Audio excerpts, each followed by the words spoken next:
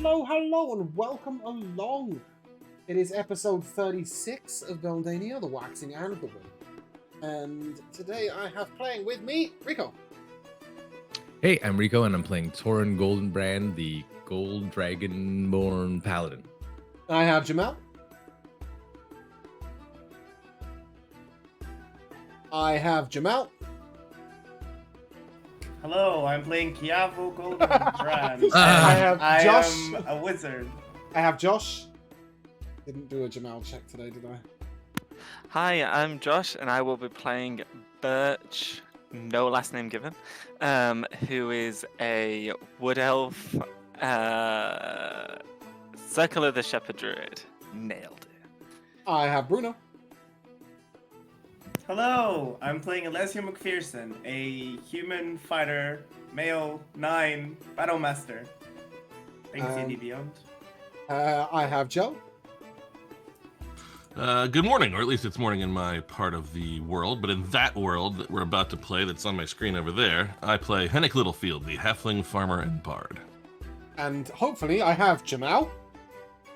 Yes, hello, I'm here. And I am playing Kiavo Duskmane, our Order of the Scribes wizard. Fantastic. So, recap time. When we last left off, we had entered the wonderful world of Varalia. If you remember, Varalia is the land of the elves to the far east in Beldania.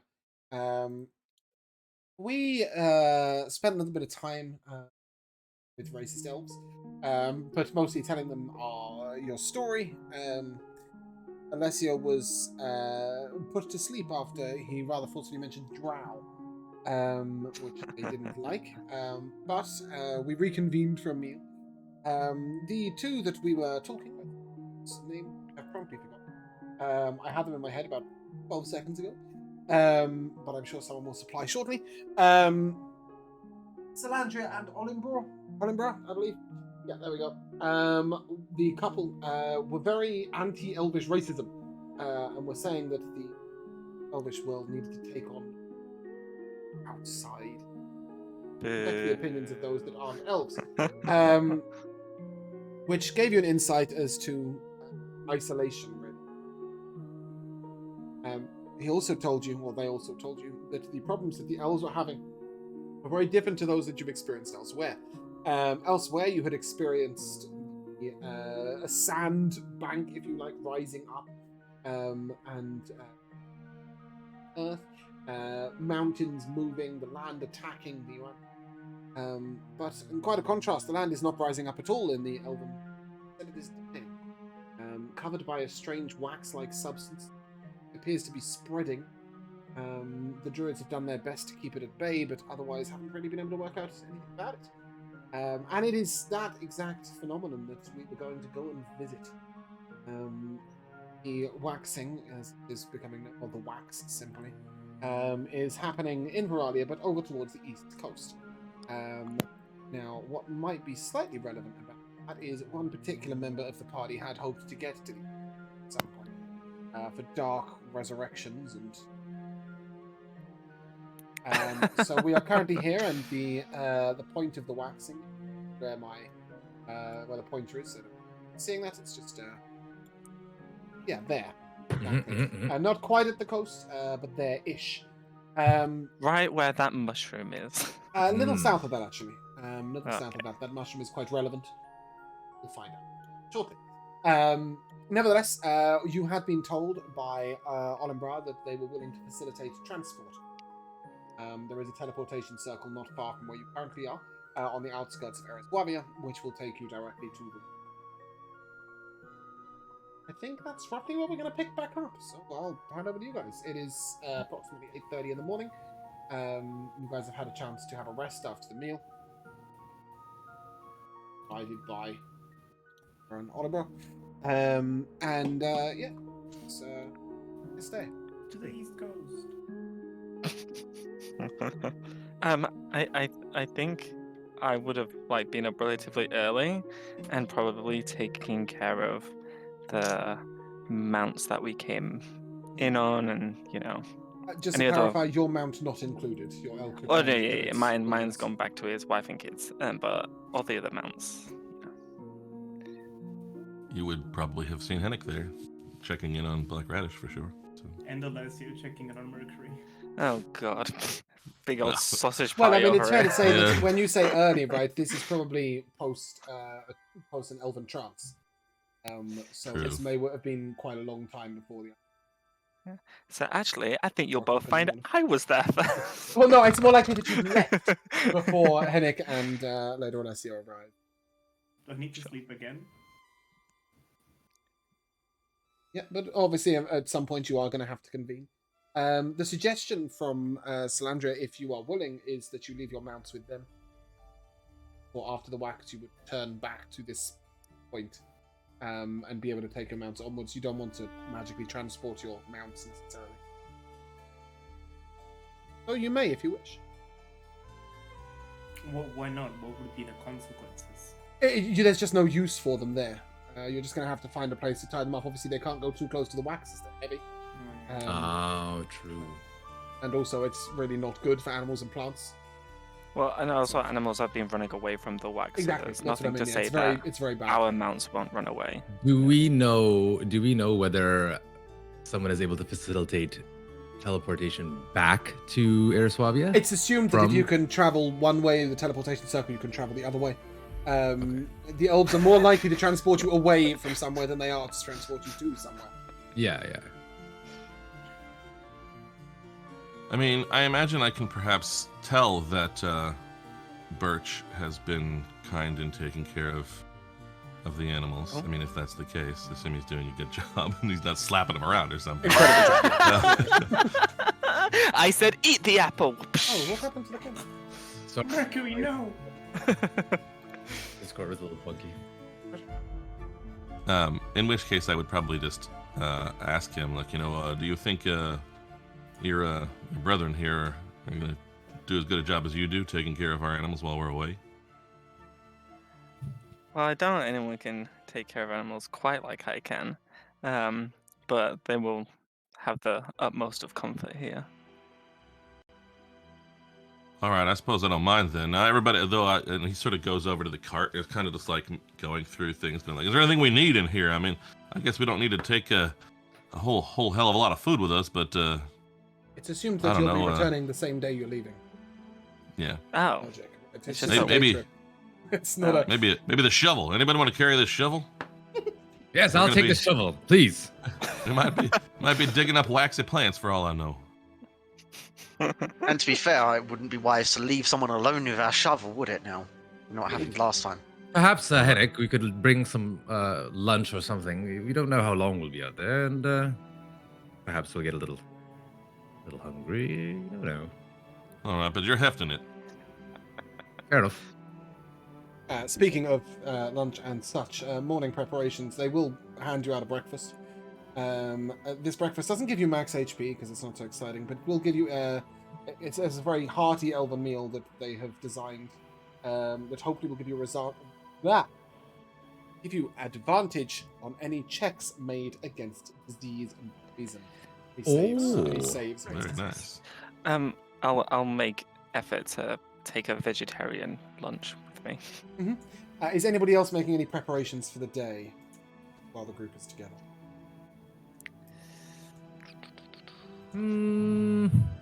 Don't think so. Trying to think. I have to relearn my. I'm trying to class remember now. who casts aid at the beginning of every day, but I think it was Natasha. Mhm. Oh, Yeah. sorry. No, I Oh, do did you? inspiring leader. That's the one. Oh, yeah. that's it. I can do Yeah. that. And so I'll sort of finish getting all this stuff together and I also ask the elves what is it? Is it cold over there? Is it about like here or what's is it all right? And No, it's warm. Quite like here. All right. Much of Veralia is the same, to be honest. stuffs his big gear that he bought in the mountains and the blankets back in the cart. And all right, it sounds like now we're going to be away from some of our stuff and some of our friends here and Pat's Black Radish. But we're going to be fine. I'm sure we'll be back. It's a very mysterious land, but I think we're up to it. We'll investigate carefully and put some things into it, and we'll be just fine, everybody. So enjoy this elven breakfast. It's better than maybe what I've done sometimes. I'm willing to admit that. And everybody be careful.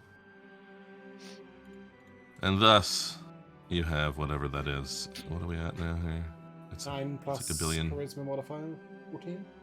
Yeah, 13. Sadly. 13. 13 temp or 13 to 13 max. temps. These are temps, yeah. Nice. Ooh, I can cast aid. Was it you? I knew somebody could cast it. I saw someone has it. Like I don't. someone's got it I'm pretty somewhere. sure. I'm pretty sure I've never casted it. No, but I do think have it. Natasha used it every day. Yeah, it was definitely Natasha back then. Yeah. Well, maybe you do, maybe you don't, but probably not right now, right? No. Same thing. So Salandria will lead you over to quite a strange phenomenon, to be honest. The elves have used the boles of trees, so these are stumps, cut back down to the stumps, but they seem to be planted in very specific places. And upon each of these stumps is inscribed various symbols. They appear to have been cut into the wood, and then the engraved areas have been... Not going to question that.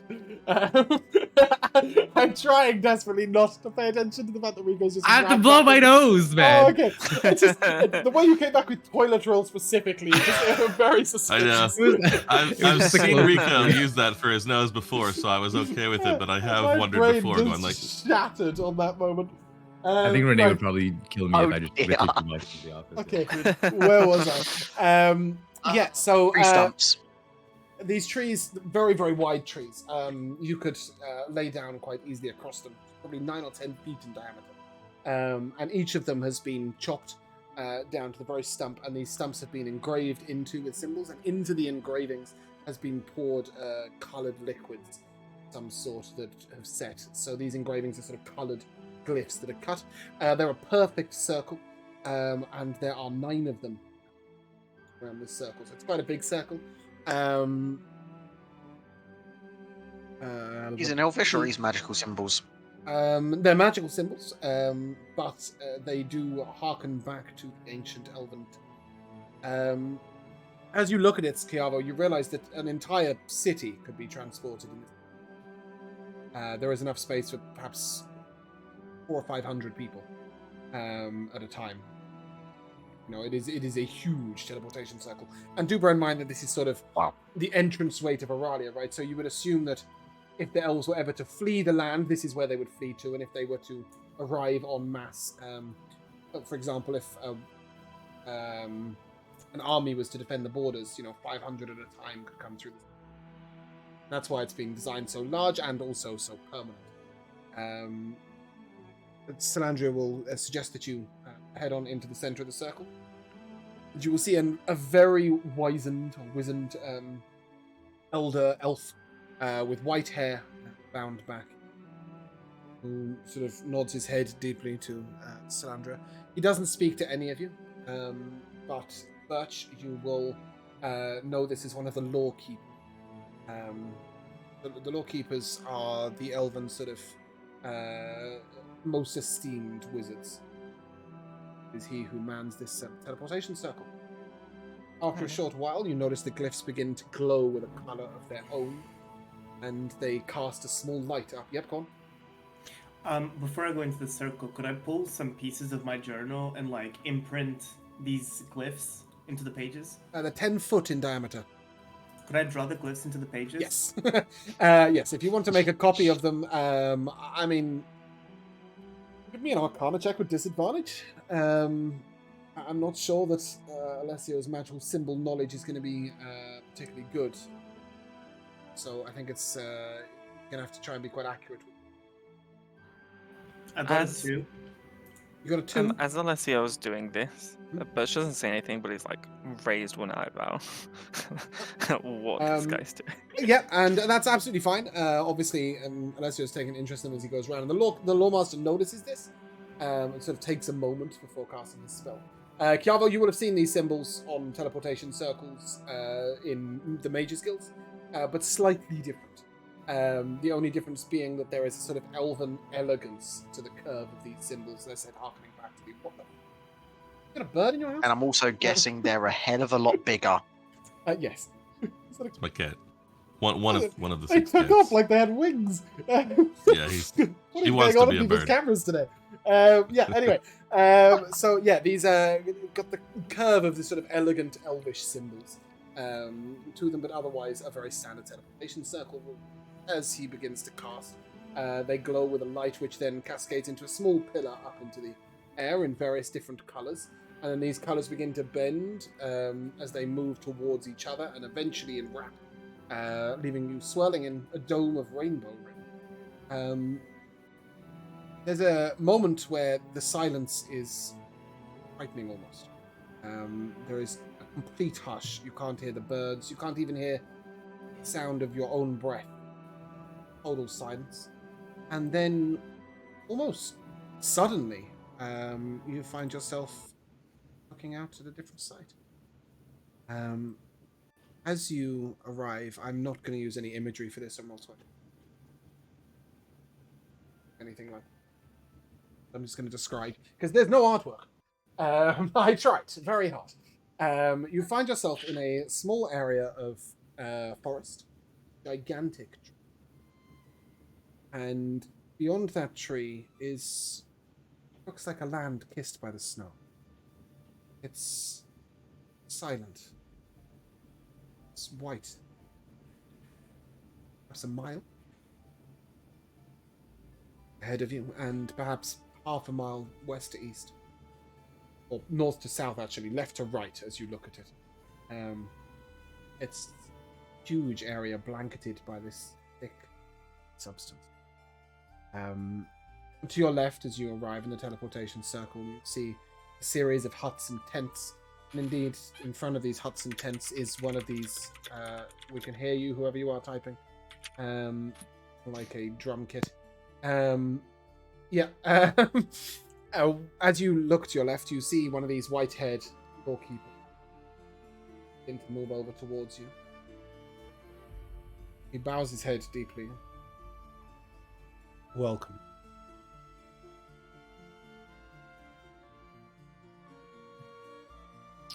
Thank you. Who do we have the pleasure of meeting? My name's Gadvar. But you're looking for Erlen. Erlich, sorry. He is in charge of the druids. We were expecting you. Oh. It's quite convenient. Could you direct us to Alec? He just sort of points. There's about 12 people milling around this hut. Around these huts. It's not a lot of them.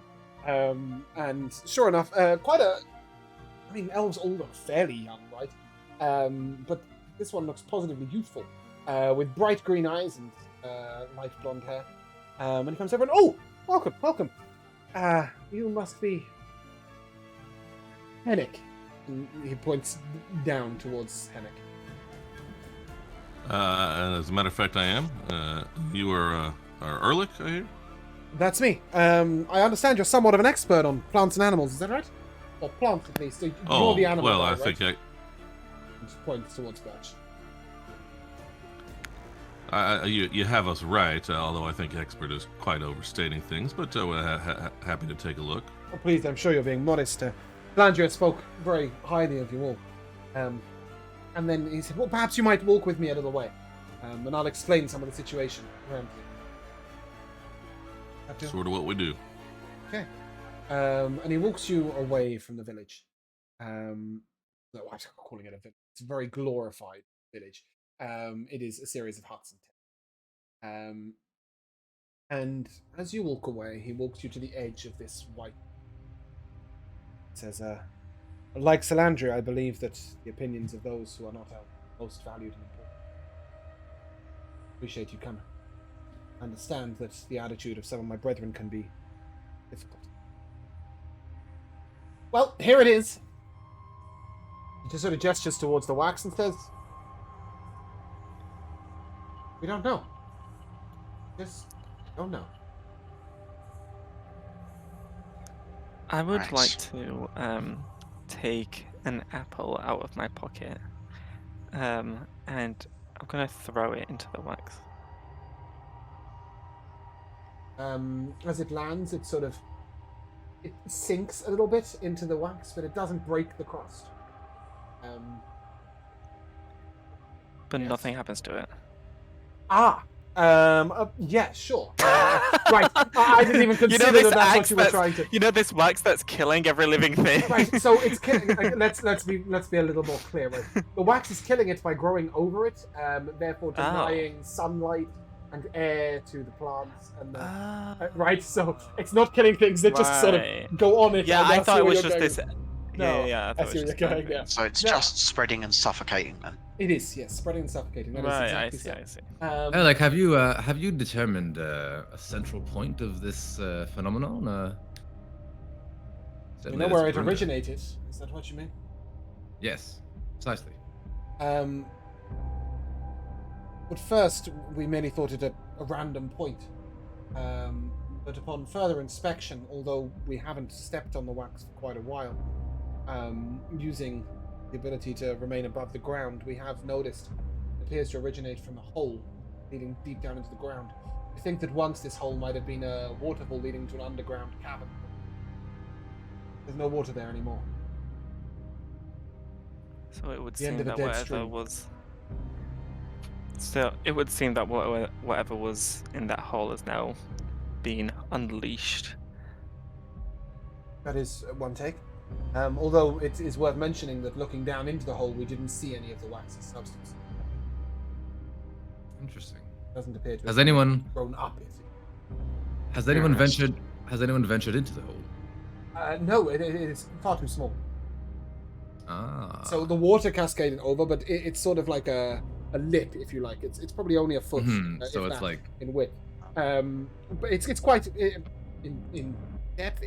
Okay, it's half a foot in one way, and in the other way, it's about 4 or 5 feet, right? I don't know which one's the width. But it's Or a like the scar in end the of a land as stream. such. Exactly, like the end of a stream. There's a sort of bit of land here, and then the edge sort of cuts down under it. And it appears that that's the point at which it started. At first, it grew perhaps a foot or two at a time. We tried clearing it. We tried burning it as well. And both of these did get rid of it temporarily, but it resurged. Again, not appearing to be coming out of the hole, but from that point. It is now beyond our abilities to control, and it grows perhaps 100 feet a day. Perhaps more. 100 So- feet a day. Outwards in every direction. In all directions, yes. Joe, go. So just try. I'm not saying you haven't painted a good picture, but I think I was imagining it wrong at first, and so I need to try to fix that. I was thinking of it as like a wax coating the surfaces of all of the Very plants and objects, or And is it the like ground. a whole layer of it that's okay? But it's Oh, not right. like snowfall that has completely covered everything into invisibility. It does seem quite thick. In Okay, fact, okay. So it's not like we're still seeing the shapes. We're not just looking at a bunch of waxy plants. We're Well, looking at a field of wax. You're looking at a field of wax, and then the plants that were larger, right? More than Lumpy, perhaps though. a foot in height. Hmm. Yeah, well, some of them lumpy, and the highest ones perhaps Sure, a little sure. thinner coated. But yes, it is But not like very much leaves and like a twigs and foot of stuff. a It's foot of snowfall. Okay. Would be a great thing. okay, very different. All right. So Right. we could look at it like as if it's like a lava flow, but not lava. Like Or a same wax sort flow. of movement or consistency. Yeah. Yeah. Flowing over. Right. Although it doesn't flow.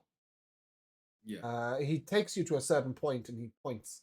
And you can see the wax beginning to thrive, take place, I guess. It appears to be growing out of the very vegetation itself. Oh, he shows you the next bit of grass, and it looks like the wax is beginning to seep through it, almost like it's breathing through. Oh. Would I be able to get a little closer while this is going on and see You if can I lean right could? down and poke it. Yeah, I'd like to scoop some off onto a small knife or something. Okay. Get some of this wax on and Ready take to an do examine so? of it. Is it doing anything when it's on the knife, or is it just sitting there as wax. Or as soon as you have cut it away from the ground, it ceases to bleed through, if you like, and stays in whatever state it was when you cut it. The wax itself is quite thick; it's gelatinous, almost like the icing on a Christmas cake, if that's helpful to it.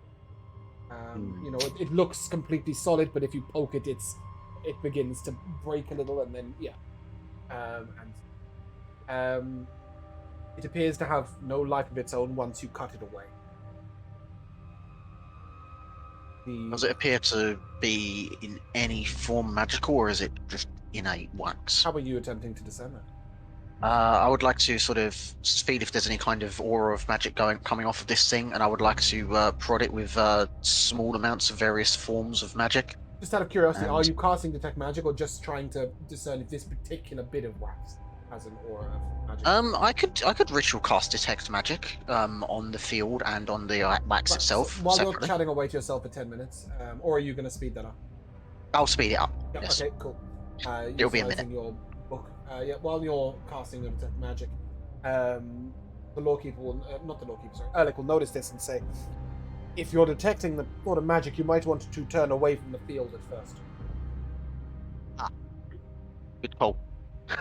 I shall do Have so, you exactly that. tried detecting magic here before? Could you just share with us what you've learned?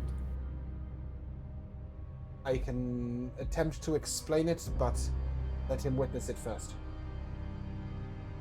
Sure.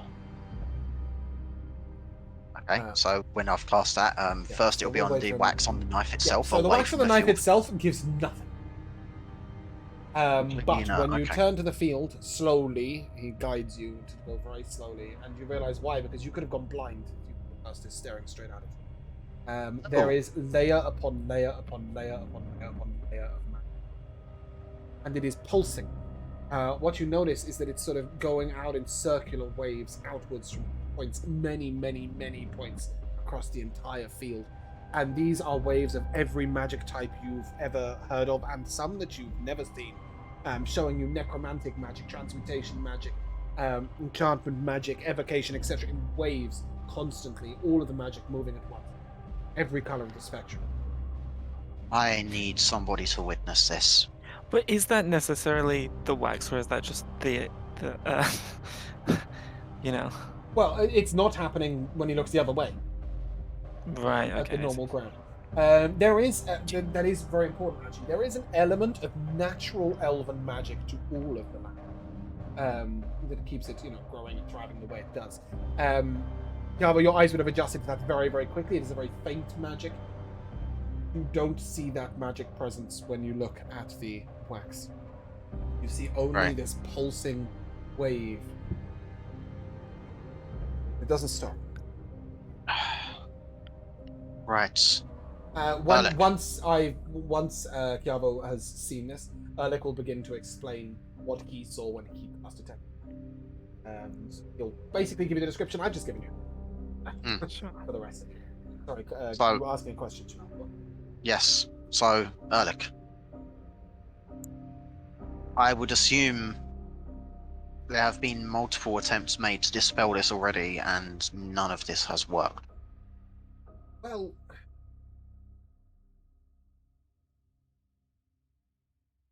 try it. Explaining is hard. Very well. I shall. He sort of gestures towards a portion. He says, the only way I can explain it is that you can dispel the pulse, but the next one arrives quickly enough that you He understand. just replaces it.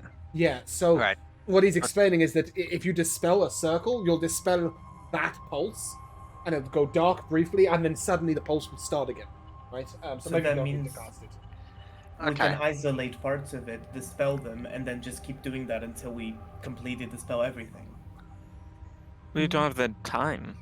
Exactly. That. It's Because growing faster than they can do that. it covers it again within like seconds. So if you now remember 100 feet a day, right? Yeah. But that is Maybe I'm in not every understanding. direction. A mile by half a mile by a mile. So, Spreading Decent. through the wax. What? this is- The wax is spreading through the land. Yeah, the wax Okay, is I coming from clearly have land. no clue. I've been like listening to you, but I don't think I've registered. Okay, Bruno. how this is So, working like- at all. Okay, Bruno. So, like, the wax is covering everything, right? And there's weird magic stuff. So, but if you dispel a portion of it, it just grows back, like, seconds later after you've dispelled it. So, dispelling it would, Yeah. like... I think it's more the magic energy that gets dispelled and then comes back. The wax probably remains because Yes, the wax doesn't change at all, right? Okay, so yeah. dispelling that portion, but there is a key separation to what Bruno said and what you guys are saying. If he was to dispel it right now, it would dispel that pulse, and then the next pulse would come up. But Bruno said, could you separate it out and then dispel it, right? And that's worth mentioning. They have tried cutting off sections, and the pulsing stops. They don't even need to dispel it. They cut off a section, they can then get rid of the wax by either scraping it away with blades, or shoveling it away, or burning it. But there is too much wax, and it's growing at too fast a pace and too large an area for them to achieve anything by keep doing it. And these epicenters you mentioned, have you tried isolating There's them? hundreds of thousands of them. Yeah. Yes, but what I mean is if you dispel like I one just of said, the if you epicenters- you don't even need to dispel it. If you cut off that one epicenter, it stops. It stops pulsing. As soon as it's cut off from the rest of the wax, it stops pulsing. but have more grown as well in these few Yes, days. it then More regrows epicenters. back. Yeah, Yes. they cut It's it off like, and it's separate like the the way, and it ocean. comes back. Exactly. Yeah. Yeah, it's like the ocean. It's like Trying trying to to stop stop high water. tide by getting rid of one wave. And you can take a bucket of water out of the ocean and take it away, and it stops being a tide, but the tide is still fucking coming in. Have you tried going under it? That makes perfect sense, yeah. And how deep? How deep have you gone? We have tried simple explorations like this, and he will quite simply, with mold earth, take a 5-foot section of earth down, and will show you that the wax goes down about a foot and doesn't go any further down. So bizarre. Do you know what lays beneath these lands? Perhaps a subterranean cave system of sorts? Probably. Where? Sorry, I'm gonna continue to answer that question. He sort of looks at you and elves try not to look too far beneath the ground. Elven lands. If you understand what I'm Oh. saying. In case you had, Why?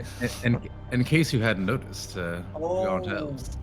Because of the I mean, Blah, blah, blah. Yeah, but that is exactly what he said. We try not to look too hard to the drow, but he sort of nods and you are not drow. You are not drow? No, you're not. You're not elves. No. That's what he's trying to say. Goodness. Yes, Yes. so he will agree with you. He will say, no, you are not elves. But Yeah, I'll turn to the group and I'll say something like, I can't help but feeling that the answers that we seek lay far beneath the surface. before you Hey. experiment further with that, I do want to point out one more thing. Sorry, did you have a question, Josh? I wanted to do something. Okay, so he's just going to say one more thing. We had a visitor, a non-elf visitor. Much like yourself.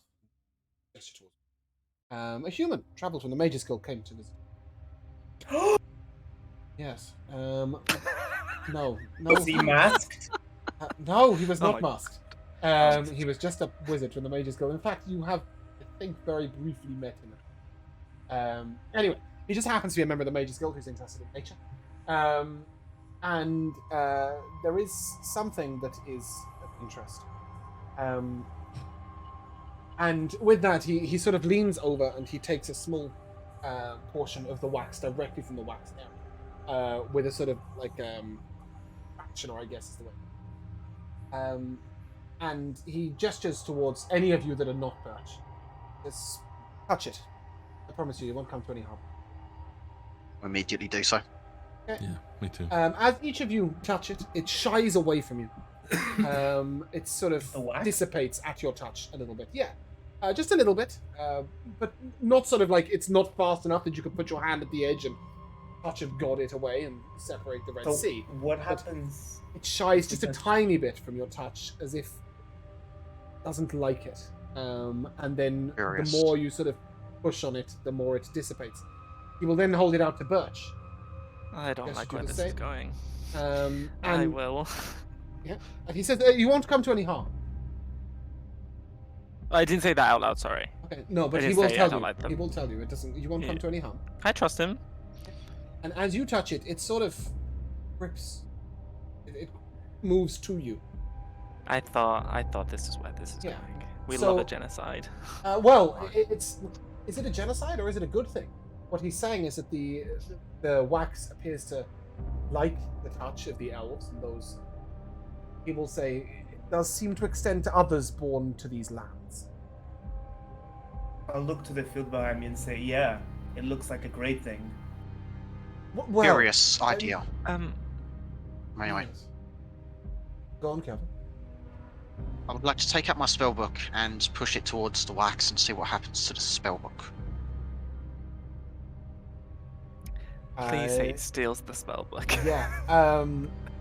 It's gone forever. No, it's not. But Gabo, you'll have to. You react pretty quickly as it's faster, way faster. Oh, And are you? 637 through? Oh, and he snatched the spellbook away when I realised how quick this is. As you do so, it is covered in wax. Okay, but what happens if Um, we try to touch the big pool of wax? Like, if we put yeah, our hand so- forward. If you touch it, it's sort of very briefly, in such a large quantity, it doesn't really do much. You did it with a small bit so that you could see it, but it does sort of ever so slightly, like just away a little bit, and then you touch it, and once you're in contact with it, it doesn't continue to move. And what if Henrik and Torin and me moved like together as a unit? Yeah, like I Does said, it- it's not enough of an effect to do anything in a big version. You know, you can't just put your hands to the edge of it and touch and got it away. Yeah, Because what if he it kills doesn't more of us? it doesn't It's bleed. like per a se. weak, it's like a weak magnet. Yeah, exactly. Exactly that. It's like a weak magnet. I would like to spend 10 minutes and cast Detect Life to see if the wax is a living thing. It is. And what is most interesting is that at no point can you discern a break. It is all Disturbing. alive. It is What all if- Wait, alive. hold on. Yeah, I was gonna say discern a break as in like there are It is like one one life, Yeah. so it's not And several. as soon as you cut a piece of the wax away, it dies. The piece dies. That piece Yes. dies, yes. That's So disturbing. Henrik is very stupid. That's okay. Well, we make allowances. And for that. I'm less stupid than Henrik, so sometimes it's hard for me to decide what to do. But he's been poring over his level-headed halfling's book of perennial common sense, and also looking at this as we've been here a while now, so it's like probably moved at least a few inches if it's going 100 Yeah. feet a day. Yeah. And really watching. And there was one thing you mentioned earlier, and about it like coming out from within, bleeding out from within the Yeah. plants. And I think that although he's very dumb, he has certainly seen, I don't know, crop blights and things where he needed to burn that crop to prevent it from spreading to his other things. And so he sort of says, Torin, did you carry that shovel along I mentioned? Of course. It's, Presented proudly and valiantly. Thank you. And what he wants to do is take it and just sort of, just kill me. Oh, you okay? I like the fact he missed the mute button. Yeah, not sorry. That's all right. I was like Take the shovel. coughed and I don't know what button I hit. This is the only thing left from my sickness is that it does that to my voice sometimes. So anyway, and just dig up and remove the plants from an area adjacent to the wax, and just sort of clear it so that it's like dead Well, zone. if you and see what happens. even begin that, he will tell you quite quickly. If you want to walk with him, he'll show you exactly that. Okay. Because they have considered. And you Sure. will see that. And Henrik will understand pretty quickly, hard or not, in those plants. Mhm. The soil itself has a life of its own. There Sure. are roots within it, etc. It is. He said it slows it down a lot. And you can see where the section they've cut out, the wax has grown either side of it, but has only Right. made its way a little way across the section. And it is something that they've been considering doing all the way around, but killing off 1.5 miles of crops or life is not really an elf's prerogative. They will point out to another section where they have actually burnt the ground and I was gonna quite say, so solidly That was in a trench-like area. And the wax has gone down the trench to the bottom of the digging, and then began to move across to then crawl back up. so even Alright. killing the land itself completely hasn't stopped it. No, it seems to restore the life to the land as it grows, and then usurps that life. That is Like I do. incredibly bizarre. I would like to do a few things here, if I may. First off, I want to get this wax off my spell book. Scrape all of it off. Well, and try to... as I said, it dies once it's not in contact with the land, so it's Yep. quite easy just to brush it off. And it's got that sort of slight crustiness to it, I guess. Like icing on a cake. So you can take it off the whole layer. If you've ever put your finger in candle wax, burning hot candle wax, when it solidifies over you, that's exactly the. Oh, that's so satisfying. It is very Okay, satisfying, yes. I would like to also take a fresh batch of wax if I can, and put it in a container of some sort. I'd like to test it later for some alchemical properties, or see if there's anything unusual, bizarre about it. And the thing that I was intending to do a little while ago, which is obviously the most sensible thing to do, I used my spellbook to test the wax and see how it reacted to my spellbook. It's time to consult Theseus on if anything odd has happened like this before. I'm just going to summarize because relay- it'd be quite a long discussion. But in basis, Theseus Yeah. will say, never heard of it, never seen it, don't really understand anything specific about it. It scares the shit out of him. No doubt it would scare the shit out of him, yeah. That's pretty much the full synopsis there. The full synopsis. Could I go up to the giant tree? Yes, that's a little walk back from it. Oh, sure. Only sort of 60 or 80 feet. And you will Uh-huh. notice that they have burnt a circle around the tree. They're very worried Yep. about this tree. Yes. Is it the big tree on the map, or is it just a big tree?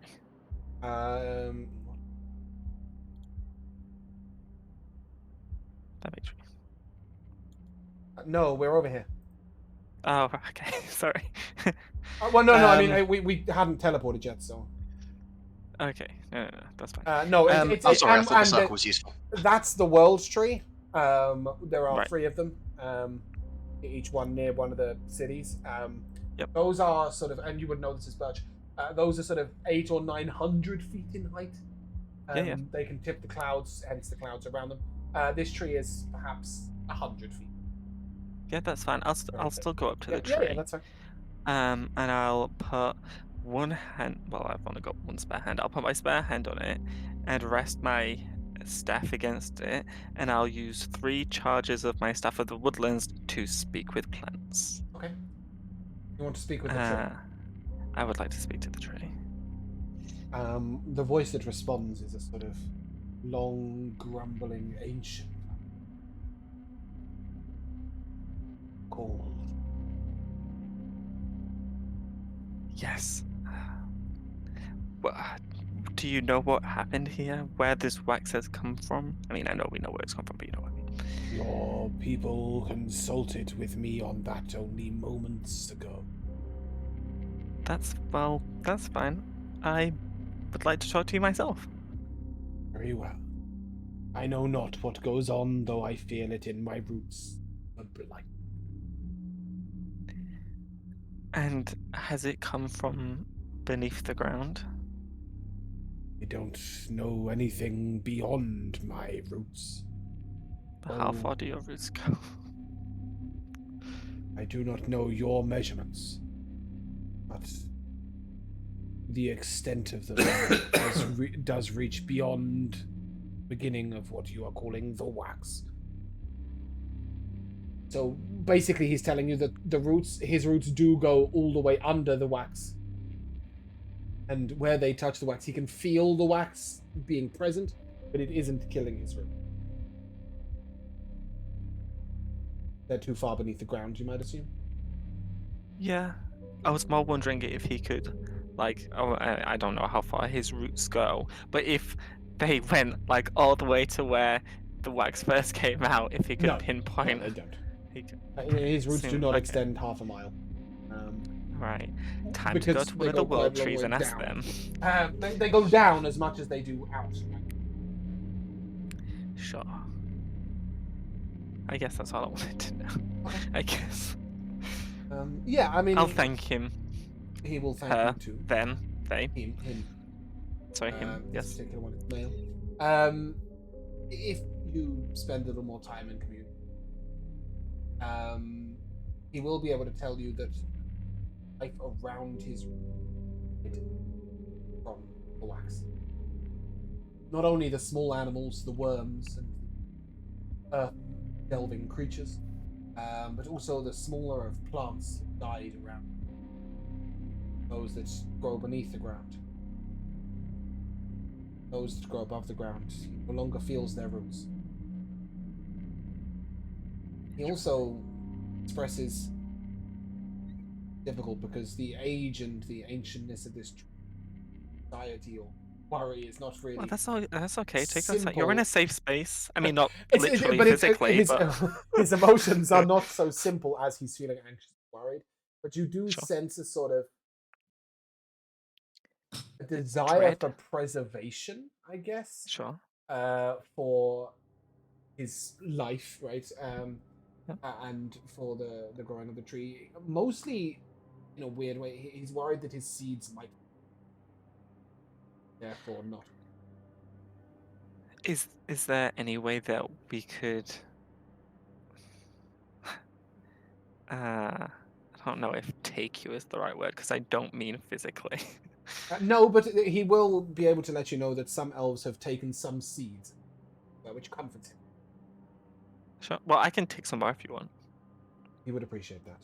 Sure. Sort of one of the boughs of his limbs shakes gently. And it's a little bit like sycamore seeds, I guess. I don't know if you know what they are, but they've got little wings. Yeah. And they spin around on us. Yeah. They're a little like those. Yeah, I'll take them, and then after we've talked about, this depressingness, just have small talk with him for the next however long I've got left. How's your day been? Yeah, you don't get much, to be honest. Like, he talks really, really, really slowly. That's fine. Take your time. And well, to him, it's not to take. But when he said, I mean, the key in this is when he said, "Your people asked me a moment ago." That was probably last month. Sure. That is a moment in his life.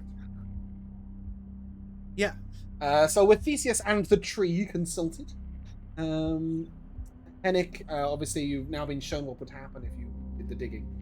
Do you still wish to do it yourself as well, or? No. At this point, Hennick has basically concluded, and we'll say to everybody, I certainly didn't think that we were gonna have any great knowledge that anyone else here hasn't already tried. I think perhaps we're at that point again, folks, where we learn that the only thing special about us is maybe our willingness to put our heads down and climb into dangerous places and look around. Here, Henrik. Alec looks to you, Couldn't agree and more. if you are to step on or below or across the wax, I would go that way and do it from there.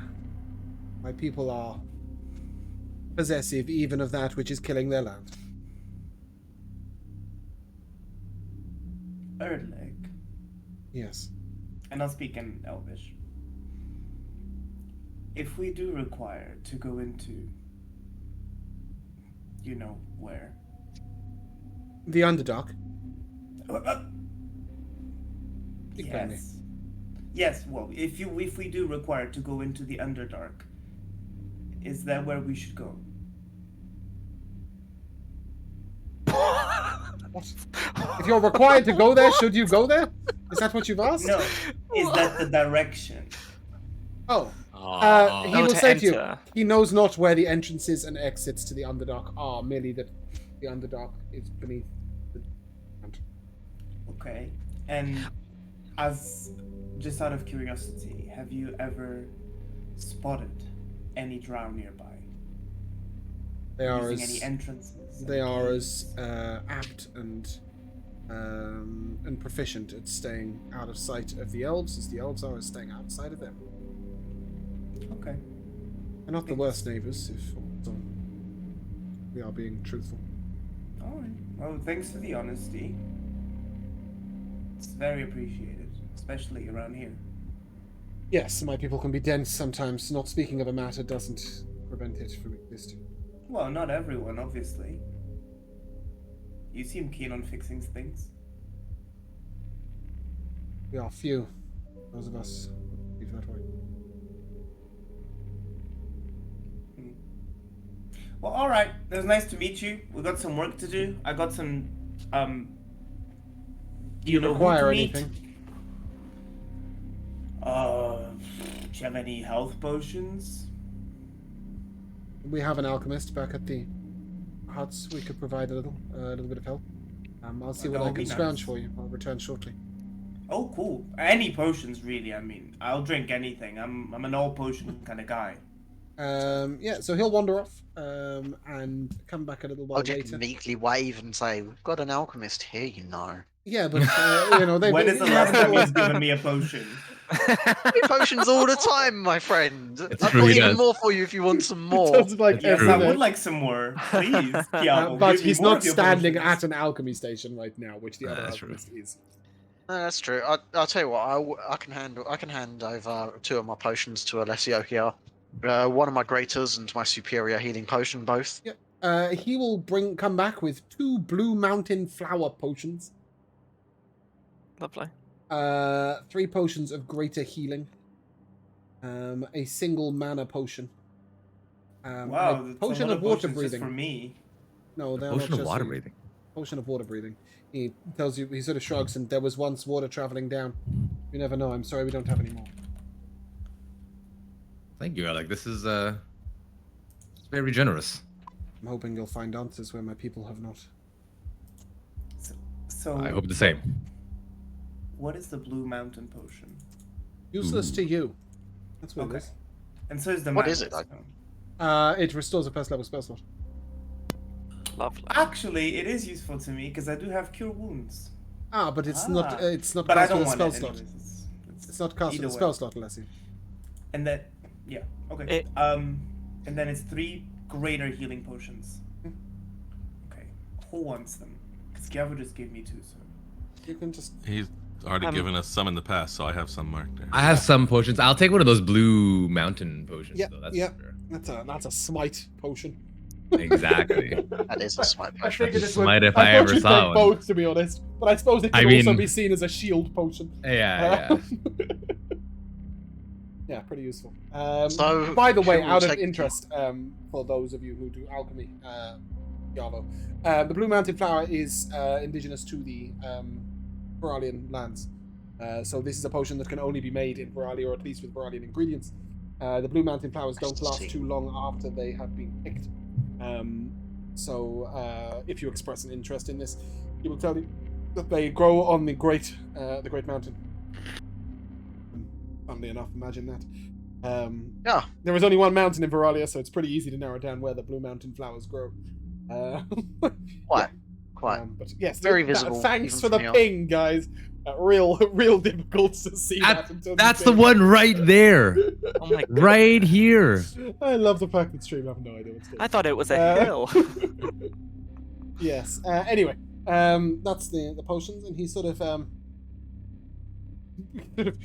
holds you out what looks like a pack of biscuits or cookies, I guess, if you're American. But Scooby they're not snacks? sweet. No, for any Lord of the Rings fans, it's fairly close to lembas Oh, bread. lembas bread. So of it's course. basically it's a meal in a bag.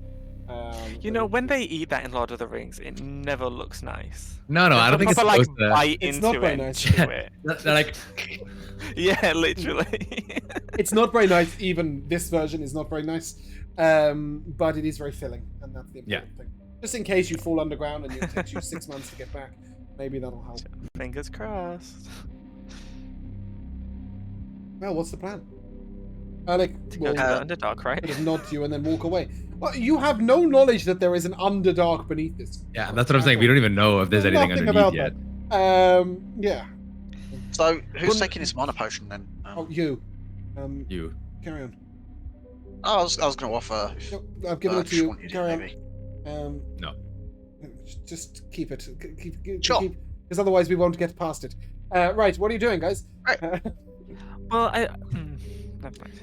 I assume that we're going to start trekking out in the direction that Erlich sort of Yeah, directed that us was already into. assumed. Yeah, so a That's couple of right. 100 feet along in that direction, maybe a little further. Basically, And that's it's that's the not opposite, into the wax. No, but it's the opposite side of the wax to the hut.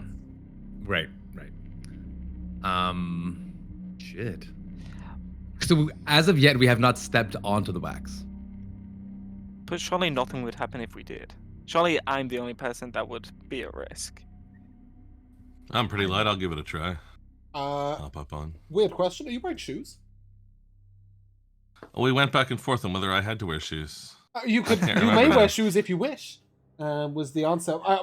Like I said to Kiavo as well, and to Rico, I believe. I said, you can decide for the entirety of your race. If you wear I shoes, think halflings wear shoes. I think the thing is that if you guys don't wear shoes, then the wax won't go near you. But if you do wear shoes, it won't know that you're a different race, and so it will climb up on you. That's the Well, logic. I think I was originally anti-shoes. Okay, And then when I that's said that originally, James, you were like, ugh, disgusting. That's because I don't like feet. Fine, halflings will wear boots. No, that's because I don't like feet. It's got nothing to do with. Yeah. So if you step shoeless upon the Yes. upon the wax, Let's say so. for a brief moment, it's you can almost feel it move, just slightly beneath your feet, as if it's almost trying to get away from you. But then, once you're again, like it was with the wax in your hand, once you're settled on it, it settles. You sink into the wax, though not through it. Perhaps 2 or 3 inches down into it. You can assume it to be at least a foot in depth. Perhaps a little less at the edge, actually. Perhaps only 6 or 7. But it definitely supports your weight. Well, it's I suspect for the heavier of you, it's not going to be 100% easy going, but I think we can maybe make our way without, well, at least immediately being swallowed up or something. Who's next? I only have one concern with this. Mhm. Need to Just make sure one. that I don't have my spell book come anywhere near to Yeah. this wax, otherwise that would assumably be a it's- problem. It's wrapped and it's on your person. Yeah, right? I'm definitely wrapping not this thing surfing very on it. thoroughly. Yeah. Who's next onto the wax? Suppose I will take a step out into the glass. Are you with wearing the plate wax? gloves? You're not, are you? No. No, you're a leather wearer, aren't you? But you are you wearing shoes? I would imagine so. So I'll take the first shoed step onto the wax. Yeah, and see your what happens. boots sort of sink quite heavily into the wax. You do at a couple of points notice little tiny bits of earth in your footprints where you have got all the way through the wax, 6-7 inches down. But as you go further onto the wax, you begin to sink only sort of 6 or 7 inches in, and there's still wax beneath. One thing that's sort of worth mentioning is that the points at which you see the earth, it's almost like you've broken through a crust, right? Whereas all the rest of the times, it's like it's just sinking beneath you. Is it Passing different down. though? Like, do I notice that me walking through the wax with my boots on is different from Hennick walking around with no Nope. shoes on? No, the only difference is, of course, Hennick could feel what happened under his feet, and you can't. And I'm just like, That was the key difference. Yeah, that's why I Yeah. asked at this point. Anyone else next onto the wax? Come on now, don't be shy. Alessio, are you wearing plate boots? I think so. Wearing dragon plate, right? I'm wearing obsidian plate. Yeah. Ah, yes. So it's not From the actually worm. made of metal. Yes, it's made of worm, isn't it? Yeah. So yeah, these boots, heavy boots. You break through the crust a lot more, and even when you get towards where Orin is, you're still every now and again leaving a little bit of wax. It's difficult going for you. You're going to be in difficult terrain all the time. All right, I'm gonna pull some cloths out of my bag and I'm gonna wipe the sweat off my face, and then I'm gonna tie them around the boots. Okay. Yeah, you can do that, but you will quickly realize that it's to do with the weight of your armor as a whole, not just the texture of your boots, right? I'm pretty sure that a human of 6 foot in height wearing basically plate mail is going to weigh a lot more than a 9-foot dragonborn wearing some leather. That's the logic. So yeah, difficult terrain for you. It may be in places difficult terrain for Torin. It is certainly not difficult terrain. Who's next? I'll polymorph myself into a giant owl. Okay. So I'll just fly around. Josh, doesn't It's that like a last very minute? well, I don't know how long we're gonna be. I don't know. I'm Besides, asking I can. you. Does it last a minute or an hour? It lasts an hour, Okay. and I can yeah, fly that's 60 foot at a time. So, pretty far. Do bear in mind your mental scores and personality are also. Sorry, you keep your alignment and personality, but your mental scores are. That's fine. It's got the same intelligence and the same wisdom. And What, the same 18 wisdom? charisma. Yeah, it's got 18 wisdom, 14 intelligence, 11 charisma, 12 con, 15 dex, 13 strength. It's got better stats than I do. Okay. It's got some same ones, but Okay. yeah. So you're Wow. a giant owl, and you are, of course, I am a giant for that owl. reason, not touching the wax. Absolutely not. Okay. I've got great stats. I should be this all the time. Yeah, cool. It's only going to I take you think a I could 4th probably level spell count- slot every because- hour. Because I'm a large beast, does that mean I could carry someone in my talons? You could carry a Hennick, but not a Torin. Perfect. Small, but Probably not a someone medium. small, yeah. Kiavo, you're last on? Yeah? Oh, yeah. Shoe or not shoe? Yeah, not shoot, definitely. Okay. As before agreed. Okay, cool. Yep, so again, you can feel the ground sort of flee a little under your feet, but it supports your weight. You are quite heavy, but not that heavy. Again, there will be areas where it's difficult terrain for you, but this isn't one of them. Guys, what's the plan? Are you just sort of walking to center point? What was the talk of a place where the water used to go into a hole in the ground where the width Yeah, and the that's depth so are the undefined? origination The center point, yeah. The center point is that sort of Mm. little ledge verge crack thing. Right. Well, I don't know whether we ultimately have to go with this sort of Drow and Underdark situation that Alessios pointed out, or whether it's just for there, but that does head down, I guess. It seems as good a point as any to start looking around. Since I can cover more ground quicker, I'll scout ahead to the main point to see what it's like and stuff. Nothing seems different at all. It is It's just all one covered in wax. thick white. Even the hole it's coming out. Yeah, bear in mind they identified that area. You don't even find that area. They identified that area when there was sort of 6 inches of wax or a 2 foot But of it's wax. completely covered. It's all thickly covered. Faz. As the group progresses, Hennick, you stepped on first. Roll me a D100, please. All right.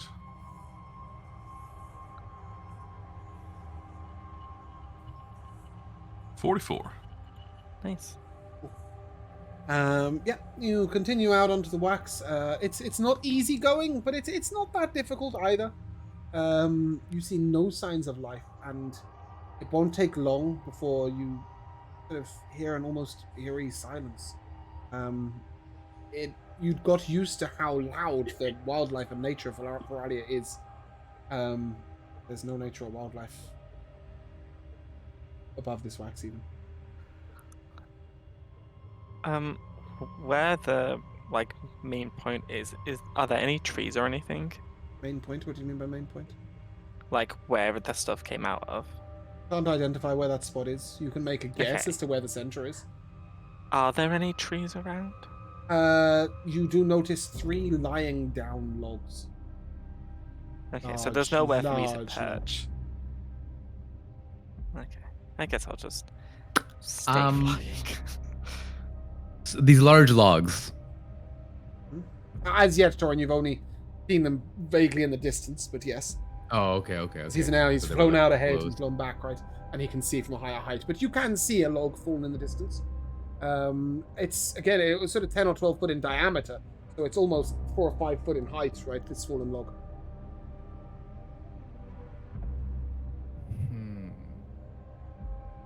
wonder.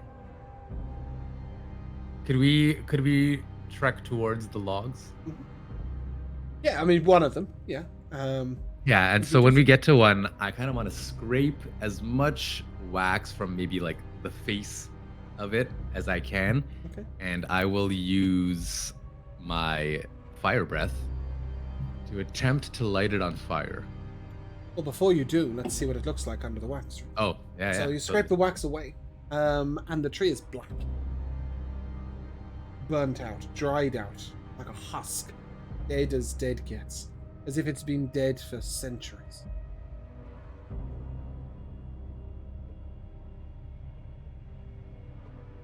Interesting. So it's like fossilized almost. Almost, yeah. It's like every bit of moisture has been sucked out of it.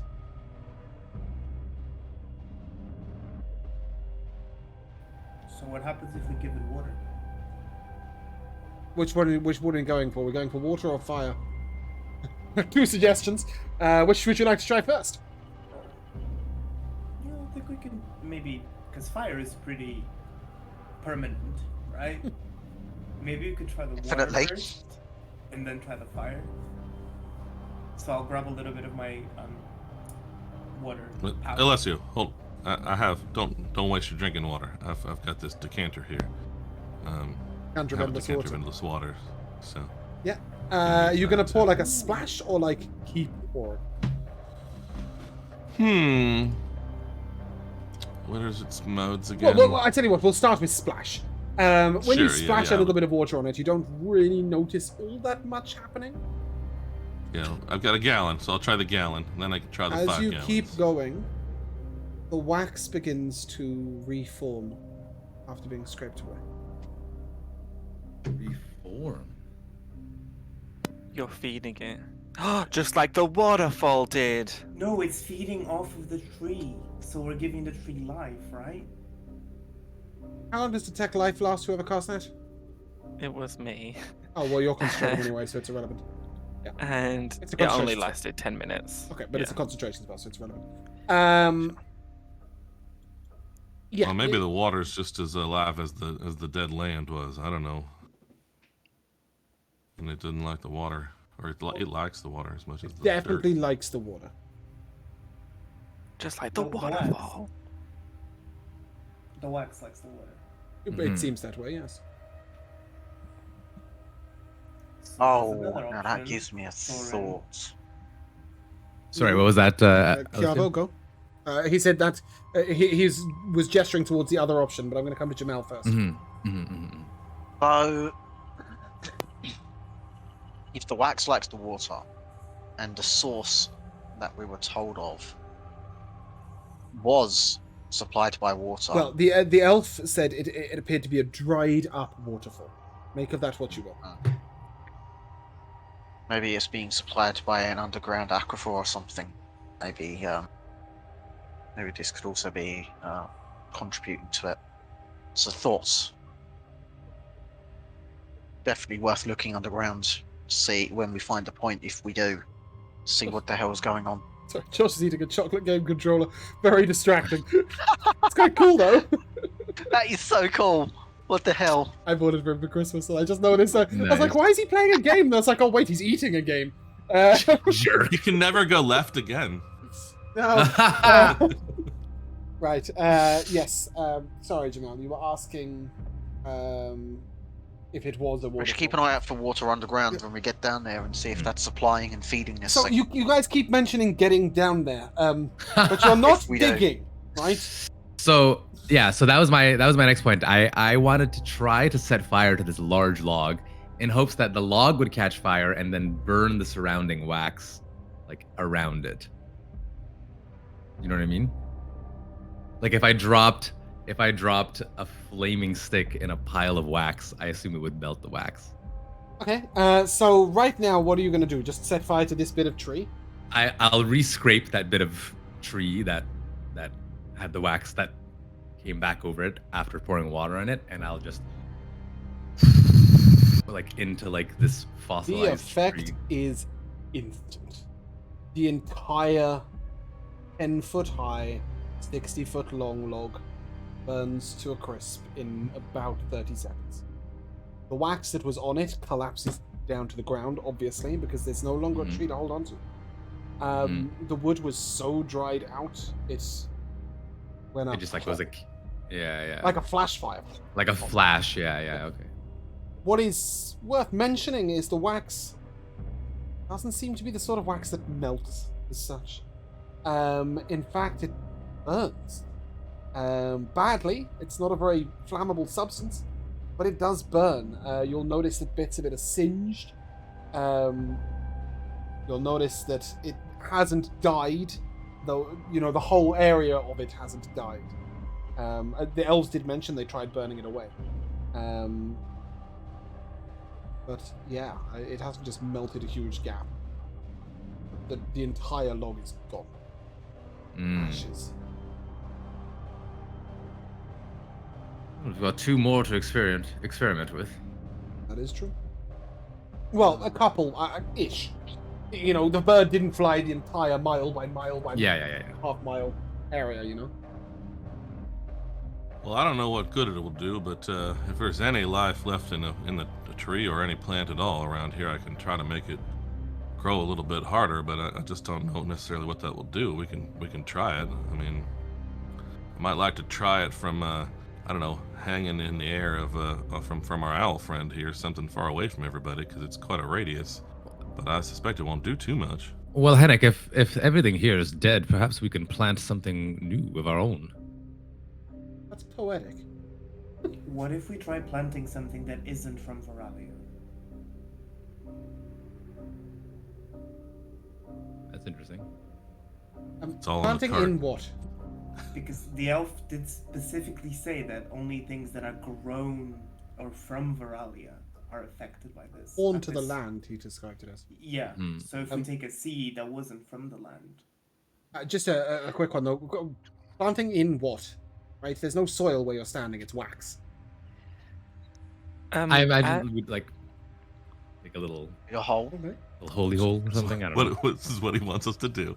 No, I'm just asking. I'm just See saying. the If land. you're digging, dig. If you're not digging, don't dig. But you would no, have to I dig don't- for that. Is what I'm pointing. I don't think it Josh, will work go. unless we have like dirt from somewhere else. Oh.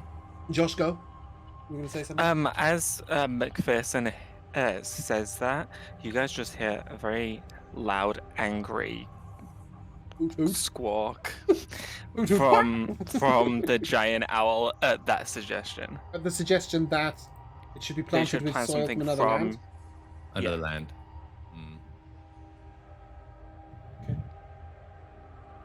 And I'm not above picking you all up and throwing you off a cliff. You are definitely above picking up Torin or Chiavo. That would result in you not getting very far. Oh, because they're large Well, too. and Alessio, to be fair, because he is wearing plate. I'm a hefty boy. Yes. They weigh a lot more than you do. Giant Sure, owl. sure. Anyway, but what are we doing? Are we still walking? Are we going to walk onwards from this trunk? Are we delving? What are we trying to... I mean, I do want to start digging, but I just don't know that just starting to dig is going to be that helpful. So just a reminder, you're sort of 50 or 60 foot from the edge of the approach, right? Edge of the wax right now. Yeah. So I don't know if you want to go deeper before you, or further in before you dig, or not. Before you dig, I don't know. So. But I mean, if we have no idea where anything central is, it's like... No, but you know how to move away from the edge, right? But yeah, I sure. don't. Quite close I don't. to the edge is my point. I don't know how important it is to find the central point in the event that what we're attempting to do or we're hoping to accomplish is enter some sort of subterranean cave system, right? Like we don't necessarily have to go to the 2 middle. miles. Yeah, as long as I mean, there could be an entrance to this system outside of the wax. Is what I'm saying. Maybe. There has to be. We've been told specifically that there have been drow. Yes, in what this you East Coast. you know there are entrances We to don't the know. Underdark Yeah, elsewhere. we don't know where they are. What you don't know is if any of them are under this wax. Yeah. We just I have mean- to. Wild goose chase, I guess, through the woods and through the caves nearby. Or you could. Until we find something. Yeah, I mean, right now you're on the wax, right? Are you continuing on the wax? What's the? I mean, I don't think we should continue on the wax because I don't know. I feel like there wouldn't be an entrance here. Why would they put an entrance where everybody else is? Just a looking at? reminder: you're trying to discover Just what the problem with exactly? the Yeah, we don't. wax. You're not trying to find. We the don't know. underdog. Yeah, we're not That trying to is find not the the underdog. We're trying to mission. figure out. We're trying to figure out this wax Yeah. situation here. Yeah, you are. And just a reminder again, Bruno: the people that do the resurrecty thing are nothing to do with Drow. Reminder, yeah. You do remember that. Well, but they're in the area, and if the The elves... Drow, maybe. Yeah. That is an interesting point. The Drow had informed the woman who told you, the Leonin woman, that there was a group of people on the East Coast. No, not far from the East Coast. Who haven't seen anybody who's not an elf. That is worth mentioning.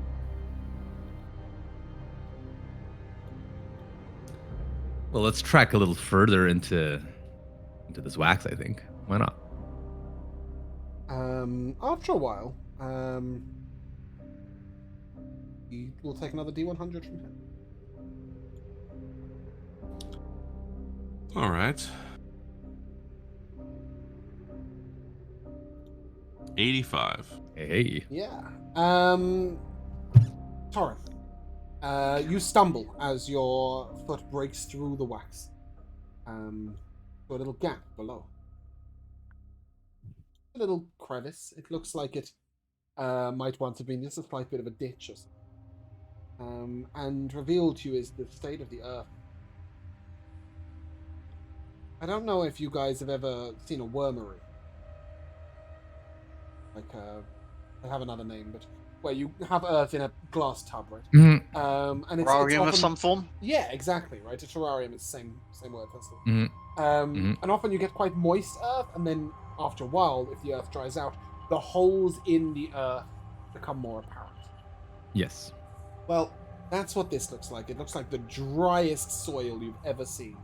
There's no sign of the roots of any plants that once grew in this soil. It almost looks thin, like, you know, you could fall through it if eventually, right? There are holes in the earth, and it is dry and cracked. I'll call out to everyone. Stop where you're moving. Henrik, the shovel. There's no way I was carrying it. You got the shovel. Sorry, You continue. gotta have that back. I'll start digging around my foot. You sort of. Like vigorously just. You don't need to be vigorous. It is so easy. And each time you sort of, it's like, you know, just flicking dust almost. It's like digging in sand. It just Like moves. shoveling snow. Yeah. It moves so easily. Give me a, not you, Torren, other people. Give me a perception check.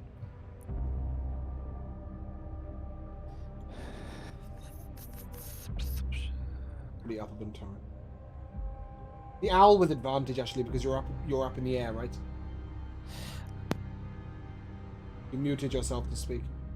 Whoa. Sorry. Yeah, it's. I've got keen hearing and sight, so it's an advantage, anyways.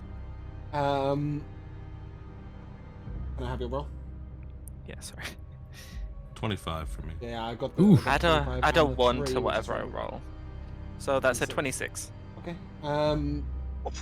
Alessio. You notice that.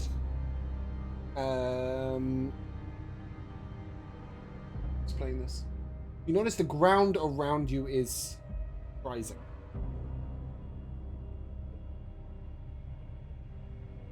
Yavo, you notice that Torren appears to be sinking, and the ground around you is rising. Henrik and Birch, you notice that all of you are sinking, apart from the owl, obviously. Though Torren a lot more rapidly than the rest of you. Sinking into the wax, or? What wax? He's on the earth. Oh, the earth, right. He's on the earth beneath the wax, right? You're all on the wax. Oh. He's on the earth beneath the wax. Mhm. Sorry, Bruno, you were saying? I'll throw a rope at Torin. You're going to throw a rope to Torin? Okay. As far as you're aware as well, like, you see the ground rising around you. Can I try to run to one of these areas in which the ground is rising? Yes, you can. But what are With you the doing? rope. Yeah. But what are you doing? I'm thinking. I mean, obviously, my first reaction is to go, I'll go pull them out. But I'm also thinking, even though we don't know that there's an underground, but if there is an underground, how deep is it, and should we just let him sink through to get to the underground? So that's where I'm at this moment. Since Torin's... I'll wait to see how dire it gets, and if it gets dire, It's quick. then I'll. It's quick. They are sinking fast. Right, I would like to take this moment, since Torin was sinking the fastest, and that was noticed. Did I notice that as well? Or? Yeah. Yeah, No, was Torin sinking you fastest? only noticed that Torin was sinking. You didn't notice that you were sinking.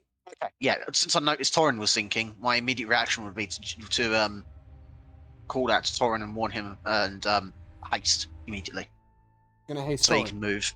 Yeah, so he can move. Sick. I will have headed for the edge of what seems to be sinking and used my telekinetic yoink to, get torn an With extra your bit, 25 perception check, you are unable to see an edge. but- Okay.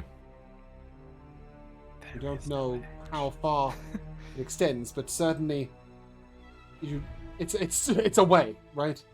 I guess the owl can probably see that this is like a sort of 60 or 70 foot wide circle that seems to be. Damn. Yeah, this is probably the nucleus. I know. I'm kind of in the same position that Josh was saying. Like, kind of want Let to him go sink. down, don't we? Not catastrophically. Use the telekinetic shove to shove him down.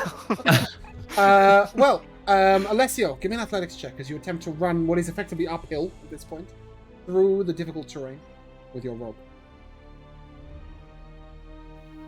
26. Ooh, damn. That's brilliant. Give me a strength save. With advantage, you're wearing heavy armor and you're in difficult terrain. Are you thinking about that? 25. Yeah. Torin, the ground finally tips.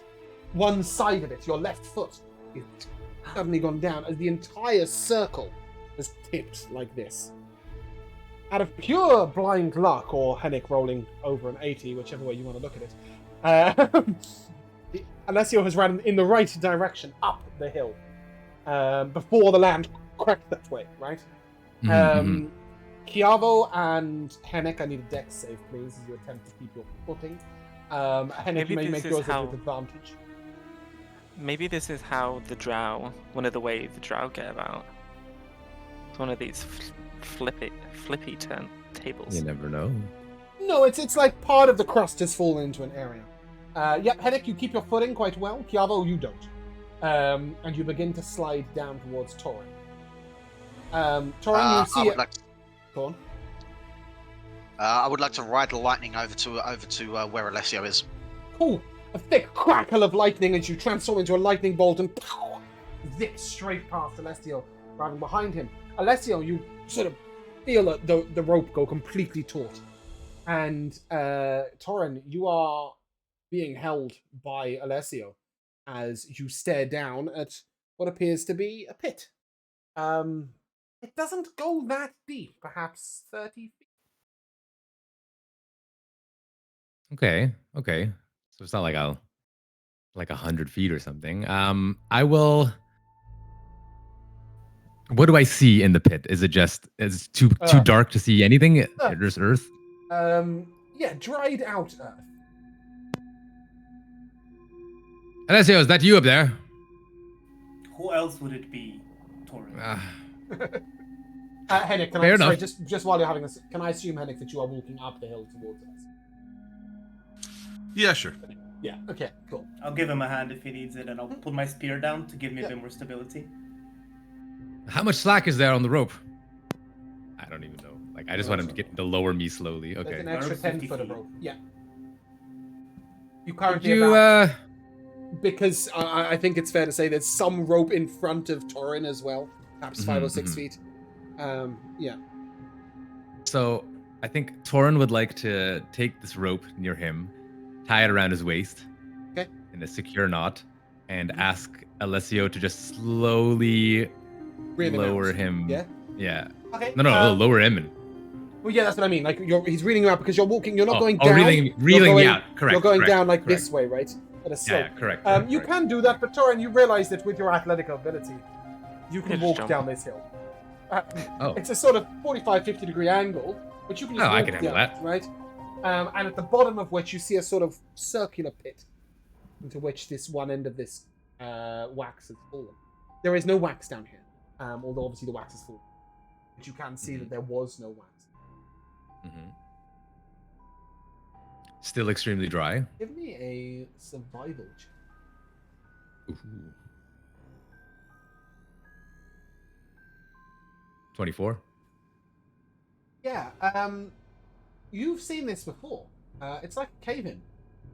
As if this little area beneath the ground didn't have anything in it in the first place. And the drying out of the earth has destabilized the crust that was above that hole, right? And you've just fallen into it. You're effectively in a 30-foot wide hole.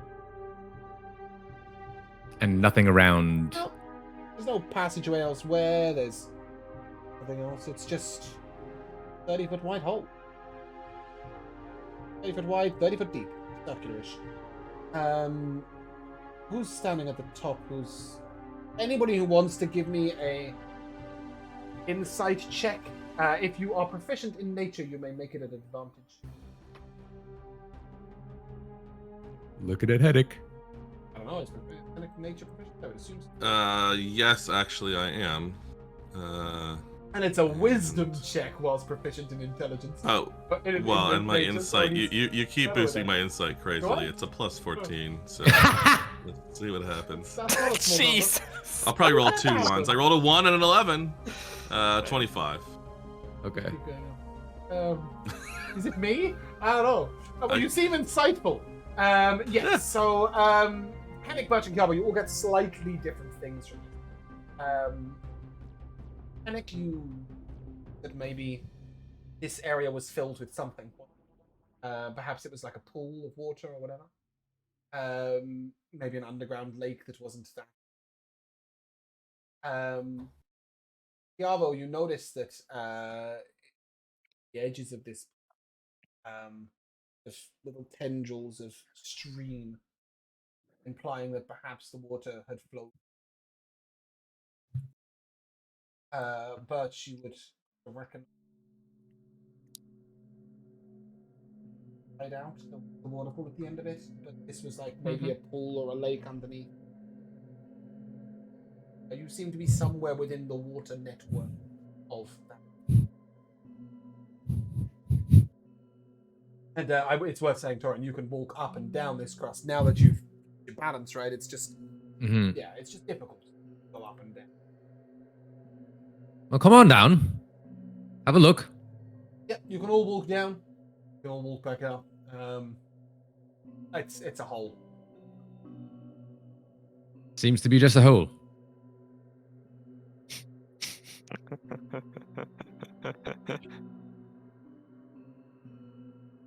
Um, is there anything? Is there? I mean, I'm not going in the hole. But is there? You sure you don't want to come down? Maybe after a few drinks. But is there anything like that? Like, is there any part of the earth, like around the edges, that's been corroded away that the water would lead into this area that we could then follow to the main source of the water? No, so there are a few thin lines, tendrils of where water might have drained out, but for the most part, it's like the stream is actually above you, right? It's sort of 15 foot up, and this was a deeper part of the stream. Okay, right. I see. I see. Worth mentioning, the walls all around you of soil are very, very dry.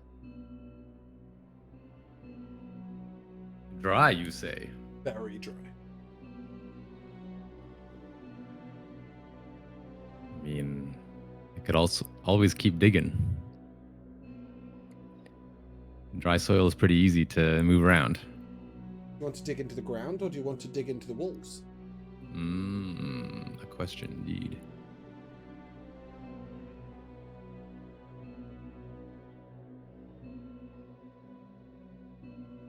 I'm gonna call out to Birch. I'm gonna call out to Birch actually first. Yep. Birch, What's he gonna do? do you think you squat could? back? Do you think that you could transform into something a little more useful? Perhaps an animal. The absolute no. Perhaps an animal that can dig. I If probably. need I be, mean, Torin, I can provide some assistance. But I'll let's need everyone to see. stand back. Obviously, you may want to look at wild shape if Possible, yeah. you don't want to blow your fourth level spell slot. And with that, I'm going to use my. Common. Yeah, I'm going to use my haste, and I'll dig into the wall. And I can't take a demon. All right. I know where you're going, but I don't know where you're going yet. I don't know which direction is going which. Ah, beautiful. 38. 20 and 40. I can't get you to roll a d5, and this was the closest I could work it out. I suppose I could have got a d10 and halved it. That might have made more sense. Yeah, like 2, 4, 6. Yeah. Yeah, this is easier. Anyway, so yeah, as you dig into the wall, it won't take you long to realize that you're digging into solid wall. I mean, it's still very dry, but you're not encountering another tunnel or hole or anything.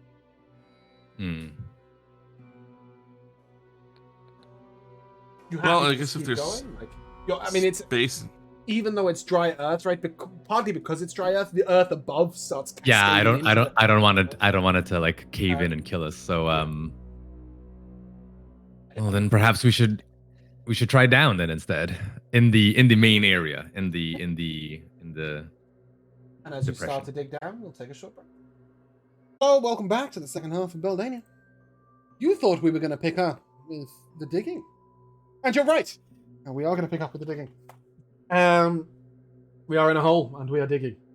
Birch is an owl hovering up above, correct? Yes. And is going to remain an owl despite Torin's request. I think so. Just because I've still got a long left of this spell. And I can keep an eye out in case anyone comes, and I'd rather not put myself in danger. You guys have already lost 2 companions already. I'd rather not be the third. Fly off and tell somebody if we're buried alive. Yeah, exactly. So, Arguably, the second one killed themselves. Well, disappeared themselves. are the 4 of you, rest of you, all stood in the hole around Torin as he digs? So how big is the hole again? 30 foot wide, 30 foot deep. Okay. And I'm digging a secondary hole within this 30-foot wide, 30-foot deep hole. Yeah, and I can help you with sort of using the manufactory amulet to help channel my normal telekinetic powers to mold Earth a little bit, and yeah, I think we'll. Little stay. excavation going on right now. Alessio, dost thou shovel? Yeah, I put my back into it. Crabble, what do you do? Well, I'm pretty sure if I had a shovel, I wouldn't be of particularly great use because I'm not the Nobody thought you were strongest going to do person. anything physical. You've got thinner arms than Hennick and you're a fucking Leonin. Yeah.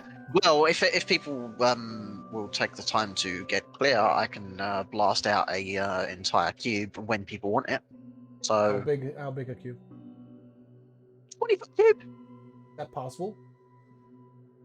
It's erupting Earth. Oh, okay, cool, yeah. Earth Giza, yes. Unfortunately, I haven't got parcel prepped, but I do have yeah. I do have transmute rock, but that's not going to be very helpful. I don't want to turn this into mud and then turn it into rock. Nope. Bruno, you were going to say? So I have 2 hand axes, right? Could I dual wield them and just kind of like rotate them so I can Yep. clear terrain faster? Maybe yeah, like you turn put some yourself into a showmanship, plow. some acrobatics maybe. Yeah, you can go ahead and double hand axe dig.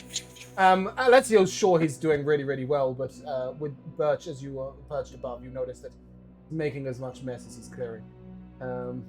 But it's something. These rotating things going on. Chiavo is ready to blast forth some earth.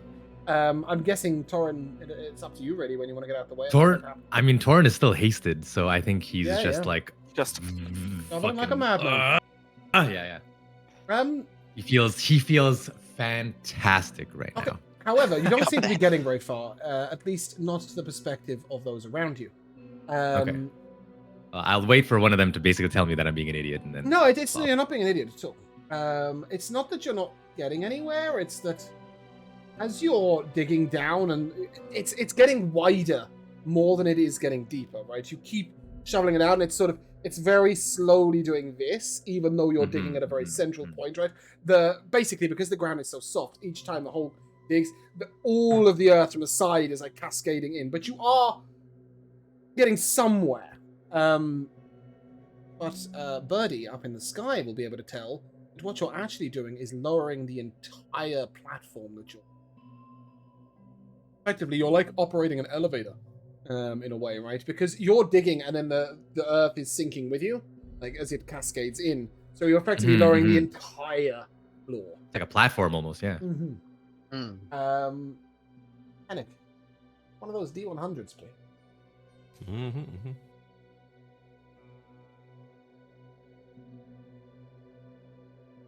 A mere 15. Don't know Dex whether that's save good or from bad. everybody that's not a bird. earthquake. Dex save. Anyone within 10 feet of Torin gets a +4 to their dex. All of you. Lovely. 20 total then. Okay. Well, I was furthest away. I would have 19. been up near the edge of the rim, but yeah, I'm guessing I'm taking You a were close tumble. enough. The whole platform's going to cascade. You were close enough to Torin that you can have the +4. Cool. So I a was 9 gonna on say Chiavo, 20 on Henrik, Yeah. a 16 on Alessio, and a 19 on Torin. Correct. Yeah, Birch, they were there, and then they weren't. The entire floor gives way, and you guys fall a long way. Oh Jesus! Could I try and like nosedive into How the long are we hole? falling? Yeah, you can. Try As and you- catch them. As you dive down in, you don't catch up with them. That's not going to happen. But you will see that they Ah. have fallen down into a river. And do they look like they're drowning, or are they okay? Chiavo might be drowning. The rest of them are fine. I Gabo might be has- drowning. Because you got I'll a just 9 watch. on your deck save, so you fell head first into the water. Ouch. Half upside down. You don't know Perhaps which can way is up. swim. I didn't say you couldn't swim. I said you got a 9 on your deck save and you fell in head first. You fell 80 feet to this river. You don't know which way is up. Oof. Yeah, it was a big fall. And it is a rushing and cascading. The four of you, Okay. It is freezing cold. Sorry, Birch one. It is freezing cold. The icy water rushes up and Chiavo, it rushes up into your nose. All of you are momentarily disoriented. Yeah. Bruno, I need a concentration check, so Constitution 7. Was anybody concentrating on a spell? Somebody was. Yes, Chiavo, I need a concentration Shit. saving throw DC 20. Oh no! If you stun Rico, he's drowning. He won't be stunned, he'll be lethargic, it's fine. Do I get the +4 for area? Yeah, go on, I'll give you that. You fall in next to Torrent. Then that's a 22. Nice. Alessio, with your Hey. +4, it is a... 17. You've lost a hand axe, I'm afraid. Floating down the river with you. For a but, second, I thought you said you've lost a hand. I know. I was like, he's lost a hand. Oh my! Chopped You lost the a hand, yeah, I'm afraid unfortunately. that you have lost a hand axe to the water. Torin, you've lost No. a long... Sorry, can you what? Can I whip it back? Can I like pull my whip and try to like grab it back? Oh. No, you fall on 60 foot down into a river. It is Could I cascading and swim? flying around. You sort of, it's gone. You're being tossed and turned, rocks and everything. You've lost a hand in this. Tori and the shovel's long gone. Oh And, no. obviously. Where we are, is it a comfortable size area for me to be in, or am I like just about able to keep? Oh, you're gonna afloat? try and go down all the way to the river? Well, I'm assuming I need to follow them. Honestly, So- you can't see them at all. You can see deep down in this hole. It's a fairly thin shaft, and it's in Okay, a slight that's fine. slant. And long down there is a river. You assume that they fell in it. You have no idea if they survived the fall. You have no idea of anything, and I'm afraid. That's Yeah, go on. sorry. Are you? No, speak. What were you thinking of doing? I was thinking about digging my talons into the wall, and then dropping concentration and immediately wild shaping into a giant spider to then. You do Go want to follow down. and pursue. I just gonna I remind think- you. You're have you saying been it like with- I shouldn't. Well, I'm just but gonna remind you. Birch has been with the group for 7 days. They've Yeah, just but tumbled 80 Birch- foot to Birch- potentially their death. And Well, you want to at least follow? like to double check that they did die. Yeah. I feel like Birch would at and- least check to see if we were still kicking. Yeah, see that they did die because I don't want to just leave them in my land unsupervised. Okay, so I guess And- what I'm not making clear is that this river is they're beneath the water. It's an Yeah. underground river. You're going to have to throw yourself into the water if you want to Ooh. follow. Oh, See what I mean? Right, because there's not a gap above it, right? The water is the whole height of the shaft.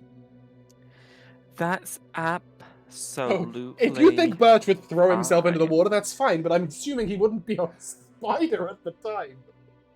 Well, sorry, I thought it was like a cave-ish No, area. so it I is a could huge just- shaft down that lands in this river that is then an underground river that's flown away. And also, Whooshing. just a I mean- reminder, you will have no context of when you might be able to take it. I can wild shape into something that breathes underwater. That's fine. Like a fish. Like an octopus, a giant Oh. octopus.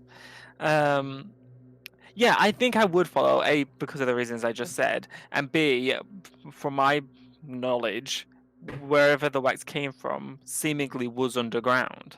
Okay. So So And let it, me, like- let me get the idea of this. You've come as a bird into the hole, right? You've seen down the shaft, the river deep below. Are you gonna fall down the hole as Birch, and then no, transform ideally as your I'll ride? try and get as quick, like as close to the water as I can. But again, I'm a giant owl, so I don't know how. How big is the giant owl? Is it a large creature or a huge creature? It's large. Yeah, you can narrow your wings in. You know a real giant owl wouldn't do this, but you know that you're going to transform at the end.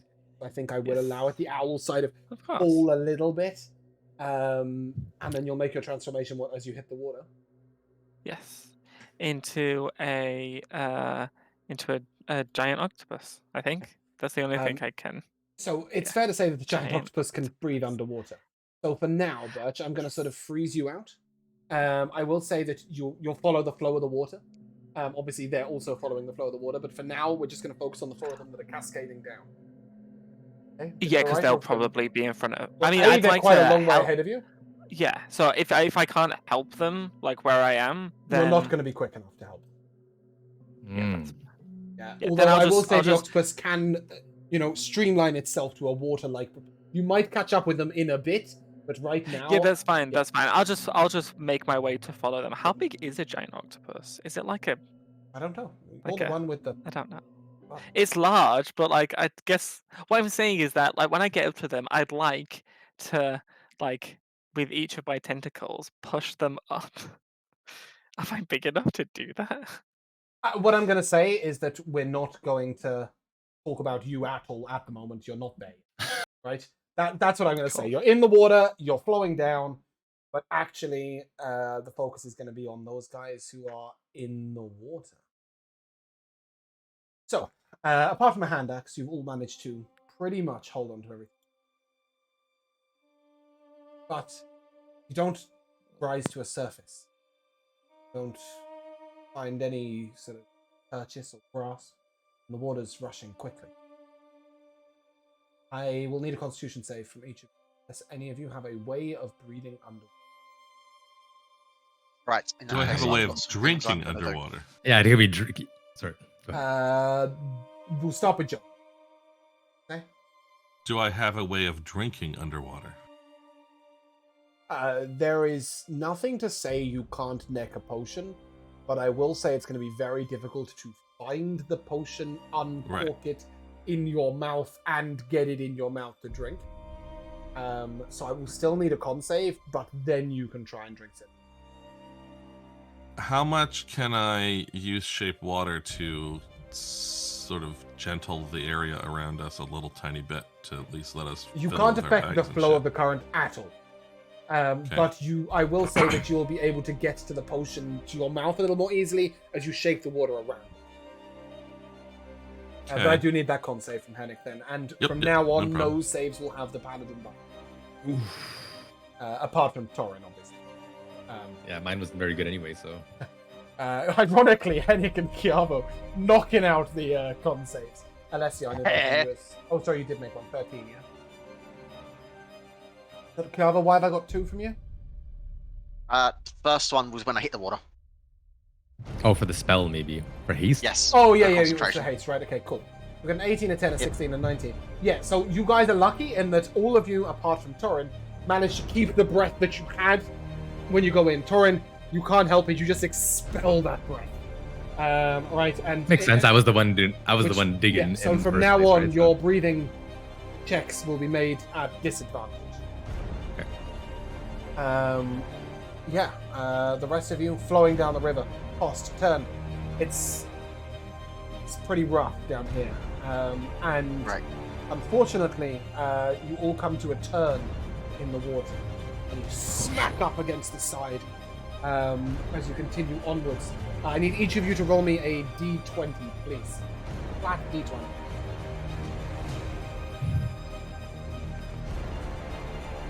Oh, no. Cavill, no. That's good. Oh, is that a good thing? Okay, then I fucked up. Okay. No, you are all fine. Okay. Right.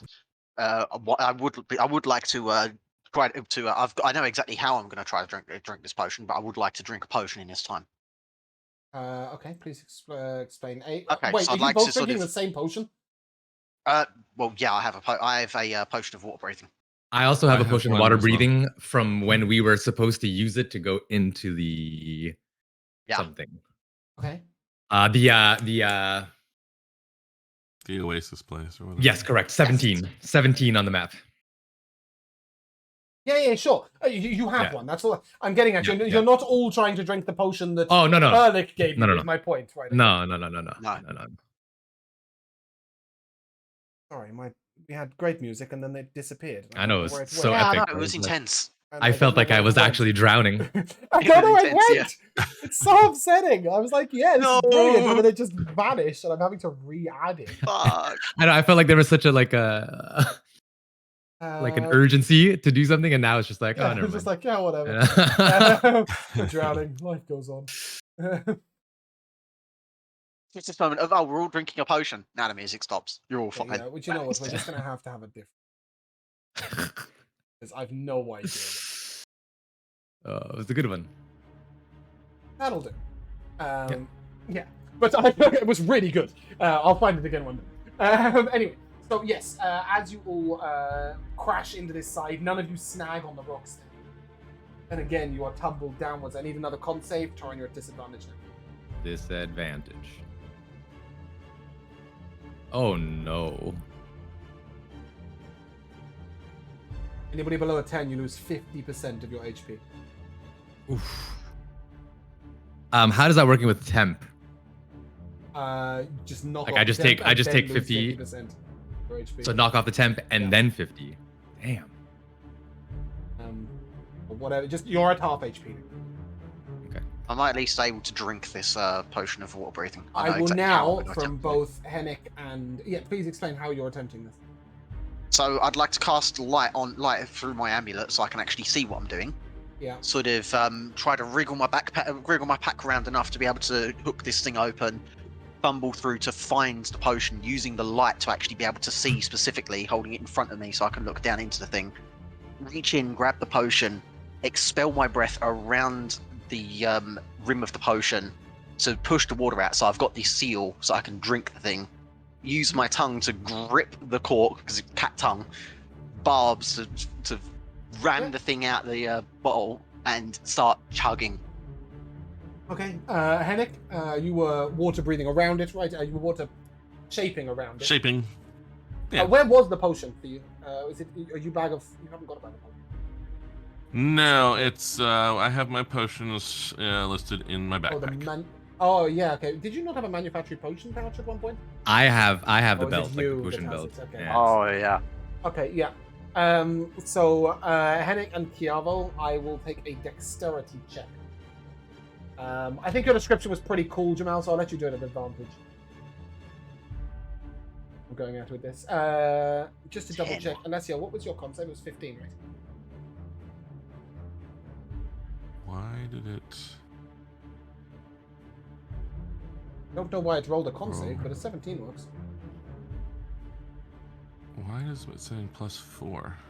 Oh, because I get my jack of all trades even on a regular. Yeah, I always that's forget correct. Yep, and Jamal, you got a 10? Yeah. That's shite. I mean, I've got a +0 to Dex. It's how long an does the average water Dex breathing roll. potion last?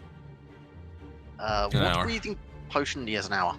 Yours doesn't. It lasts a minute. Oh no. But you can get some in, at least. You've drank about a quarter of this potion and the bottle smashed as you bumped into a wall. Big sad. But Henrik, you will neck the lot. I'll take the As you- minute that I can. For the Yeah, time as being. you toss and turn down the river constantly. Alessio, you've managed to really keep your wits about you down here. You're quite balanced as fighters go anyway. Not to mention you're quite used to surprising intense situations. You keep it calm. And it is you first that notices that there is a sort of... You're able to get yourself looking forwards and see that there's a split coming up in the tunnel. What's most interesting about this is you see that the one on the left seems to have a gap at the top where you might be able to get your head above the wall. The one on the right does not.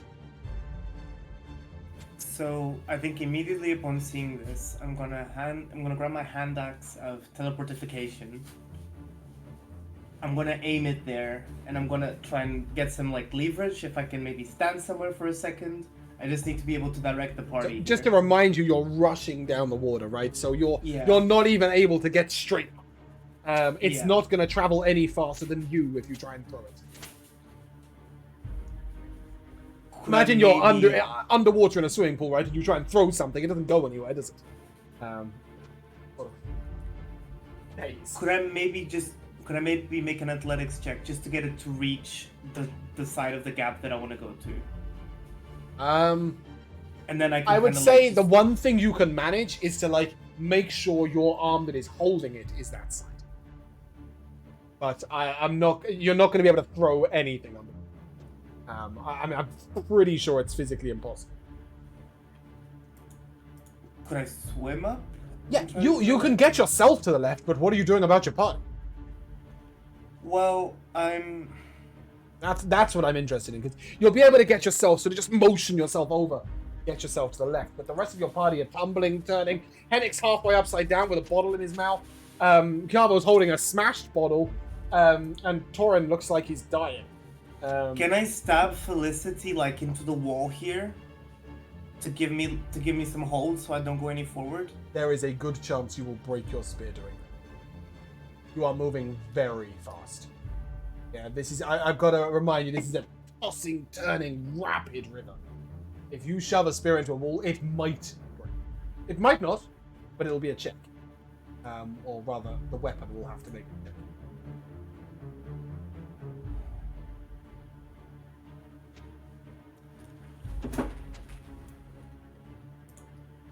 Then the only thing I can do is, I don't know, like, wave and say, "Come here, guys," and then I'll keep floating down. With disadvantage, Hennik and Chiavo, give me a perception check. See if you notice either the way to the left or you don't notice shit. Nope, I noticed nothing. Yeah, so trying to notice Alessia or the whole... No, Chiavo, you just have to roll a d20. Is there any light at all down here? It's a little bit of light around Chiavo's face. I have a There is question. Also, sorry, 2 seconds. There is also some light coming from the tunnel on the left and right. Yes. And then But is any of this light purple? Then I'll activate Felicity's special ability, and it glows a purple light within Okay. 15 feet. So hopefully this will mark me. Chiavo, your base roll was a...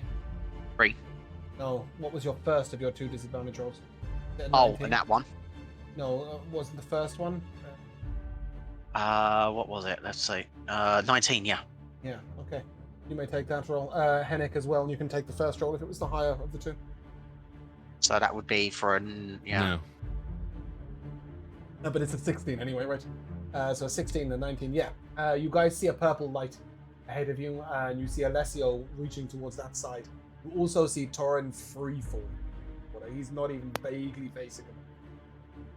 Am I aware of the 2 holes? You now see the 2 passageways split, and you see Alessio's light go down the left. And how big is the other hole? They are both sort of 8 or 9 foot wide diameter, but one of them has a water-breathing space at the top, and the other one does not. Well, I'm just wondering if I can freeze a big portion of the opening into the wrong side, so that we're forced into the other side. Does your spell have some verbal component? Let us see. Let's see. Since these are from the ring, I don't use them very much. It is somatic only. Fantastic, you can do that. And I will need a con save from Torin, as he is just going to smack into it side on. Sure. But it will get the whole lot of you guided down that way that Alessio is leading the way. Alessio, you're able to keep your cool and get your head above the water and grab that all-important breath. Oh, that's a good save. Now that we have some more leverage, can I actually grab Torin? Right now, Torin hasn't caught up with you yet. Okay? But as you go to grab a breath, you look around you and you do see that there is a shore to the side. Up there is a ledge on the right-hand side. You notice the water's going to keep twisting and turning, but you could potentially try and stop yourself and reel people in at that point. Torin of 17 is passed. You don't lose any more. Could I throw my axe to ensure I get there? Yep, you get your hand up above the water and throw the axe, but that's going to get you out the water. Is that what you want? Yeah, so I can catch people. Ooh.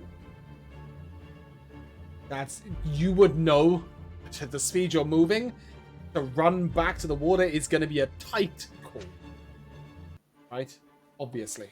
Because you're going to throw the axe, it's going to go out, it's going to have a travel time, then you're going to teleport, you're going to run back to the edge of the water to catch that person who's only 2 or 3 foot behind you traveling.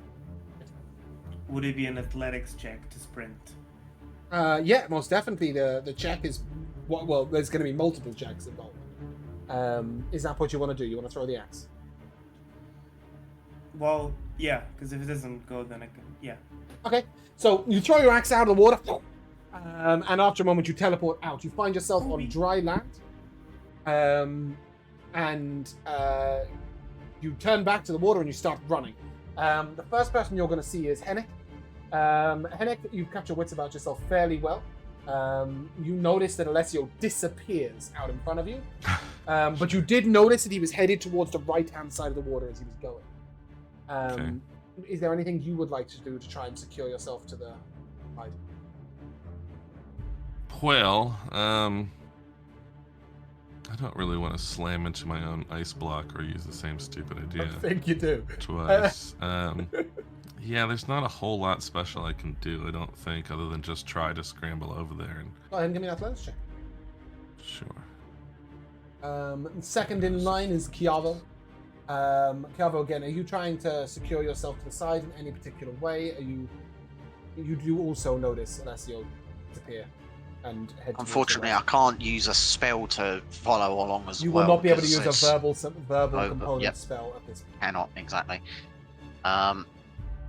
problem is, all the things I have that could grab onto the side are all left in the cart. Okay, cool. So you So can I'd say have to no try to and just make an scramble athletics with my check. claws.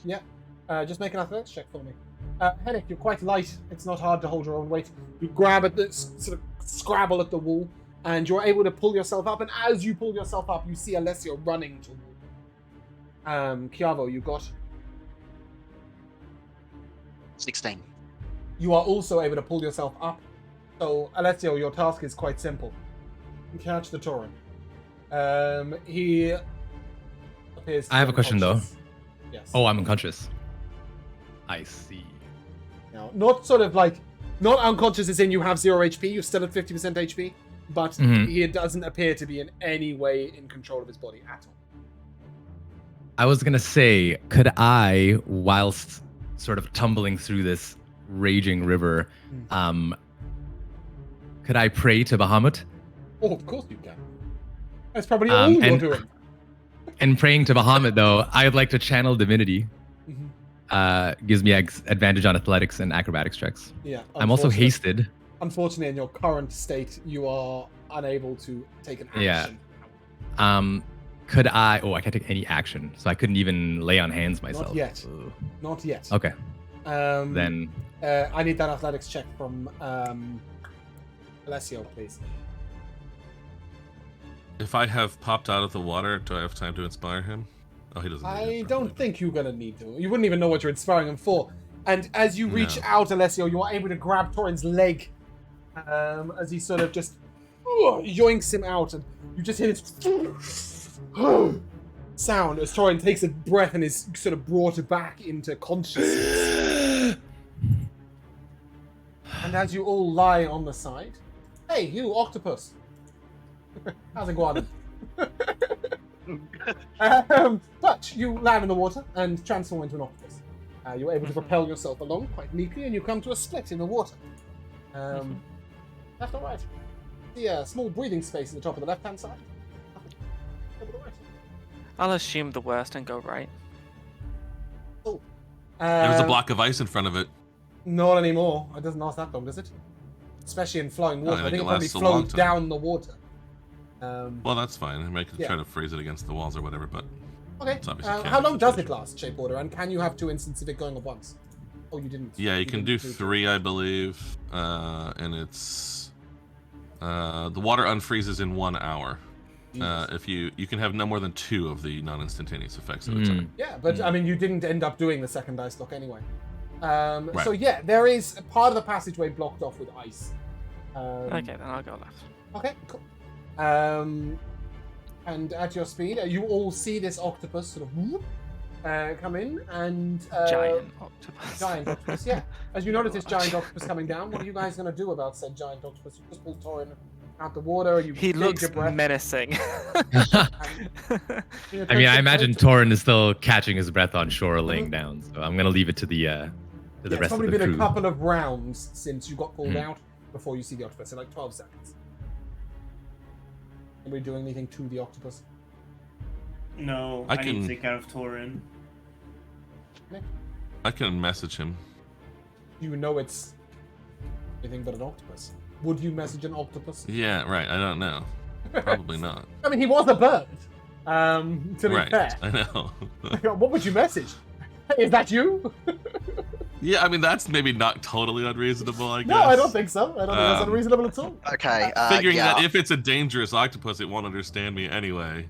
Yeah, that's more than enough. If you're not actually an octopus, get the hell out of the water over here. We're up on the ledge. But you are able to grab onto the side of the wall.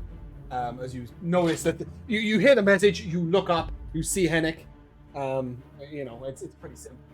And you have 8 arms to grab the wall with, and you're very proficient with water. Yeah. The octopus cannot breathe above water?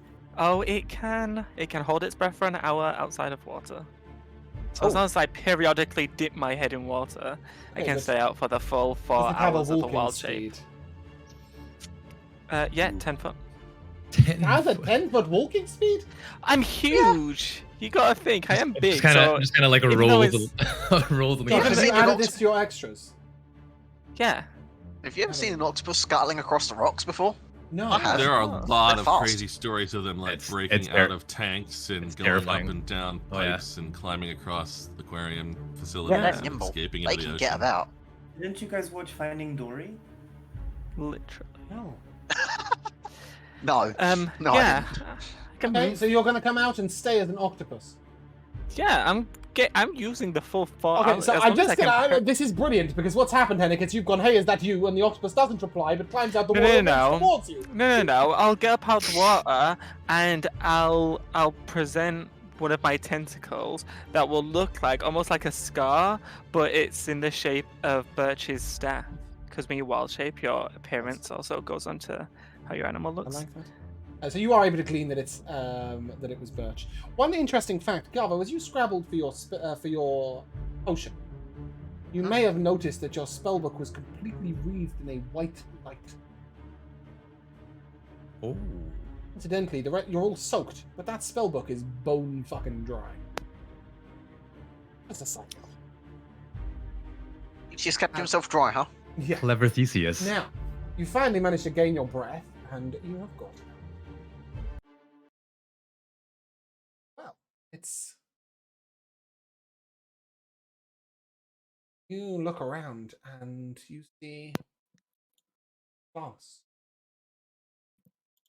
tree roots, greenery, life, thriving life, and huge trunks, or roots, I would say, clambering up the wall. Look around in the dark? It's not dark down. There is a faint Really? yellow glowing light. Clearly enough, even without it. Lovely.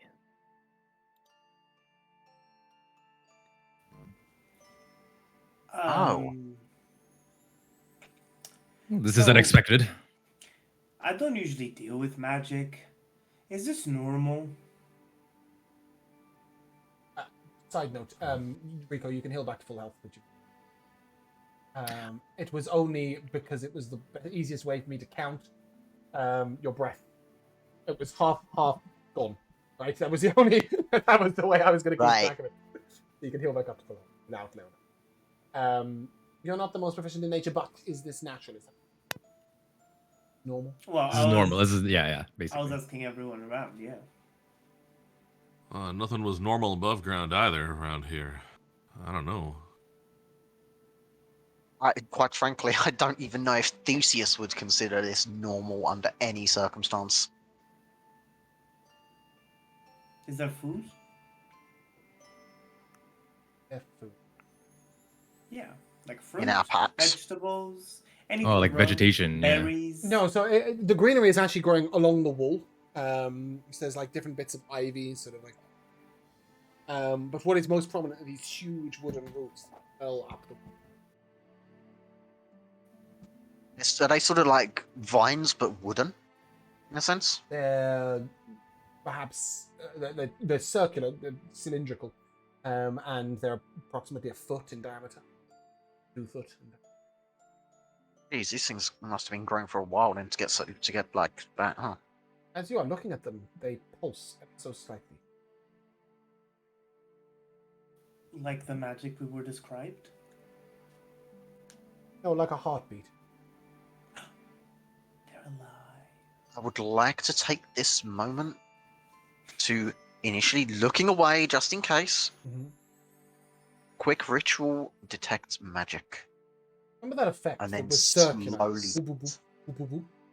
This is the same, but it is going boop, boop, boop, boop, boop, and it is pulsing down the roots, as if it is arriving into the roots.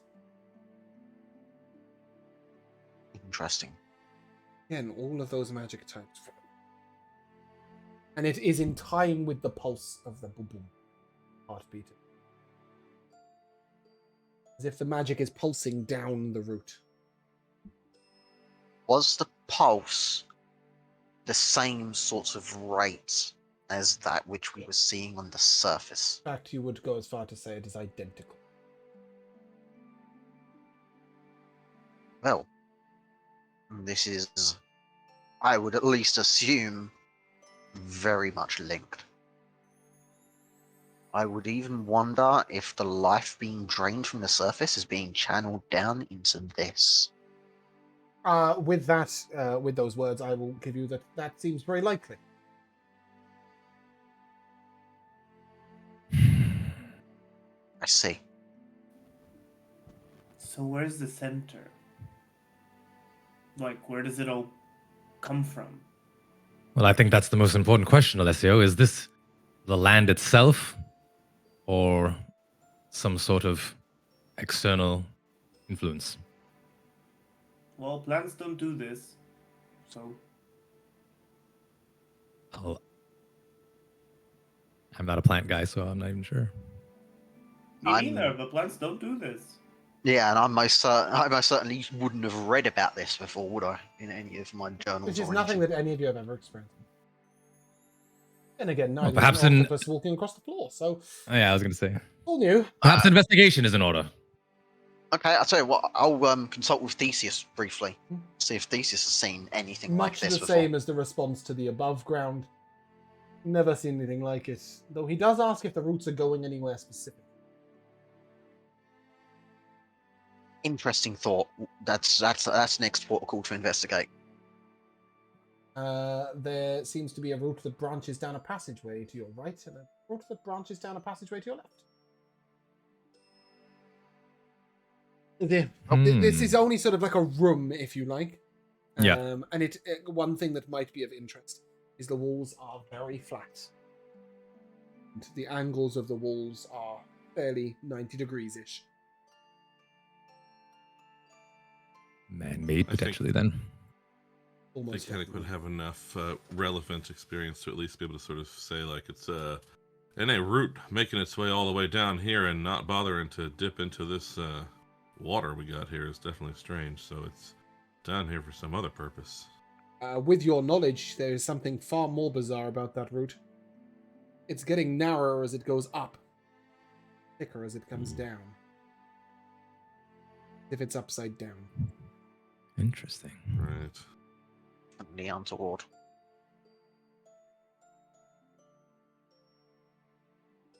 Any Well, takers for which path?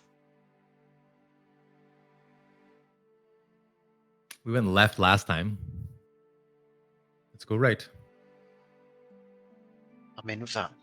The passageway Good is enough for very me. dimly lit. And as you begin to make your way down the passageway, after a little while, those of you with acute hearing, which I think is most of you, can hear a high-pitched, very, very thin, very high-pitched, almost like a whistle. Is it persistent or is it like It's an intermittent constant. thing? Okay. Torn was sort of like, does anyone else hear that? What the hell is that? Chiavo, give me an Arcana check. Oh, wait, do you have the spell Alarm? I You don't have to spell No, you alarm, but don't? I would definitely have known of it. Yeah, but you don't have it in your spellbook. No, I don't have Okay, it. then give me an Arcana check. No prize You for want- guessing what the answer is, but it's about what your character finds out. The answer. Yeah, there. yeah, it's a 21. Yeah. It is as if it's the alarm spell, but instead of it going to one person, it's out loud. An alarm spell out loud. Wonder if that's us that triggered that, or if something else. No wonder. I wonder. Well, while you're I wondering, was you silly. do hear some footsteps coming towards you in the distance, and they are fast. Quick, hide! You're gonna hide. I'll be You're hiding. You're in a single passageway. You've got an octopus run with a away and 10-foot hide. movement, 10-foot walking speed behind you. Can we go back to the room we were in and hide behind the vegetation? The vegetation is on the wall. Quite a while. Yeah. I mean, But- Torn is gonna draw the fang. I'll grab Okay. my shield. And- Which direction are the footsteps coming from? in front of you. If need be, I can always block this passageway. Should I? We'll see. We'll see. Okay. Charging down. We're here to find the things hallway out. Are 4 elves. At least somewhat elves. They are very, very pale. Huffing behind them. A little way back. Not very. The little white cat fellow.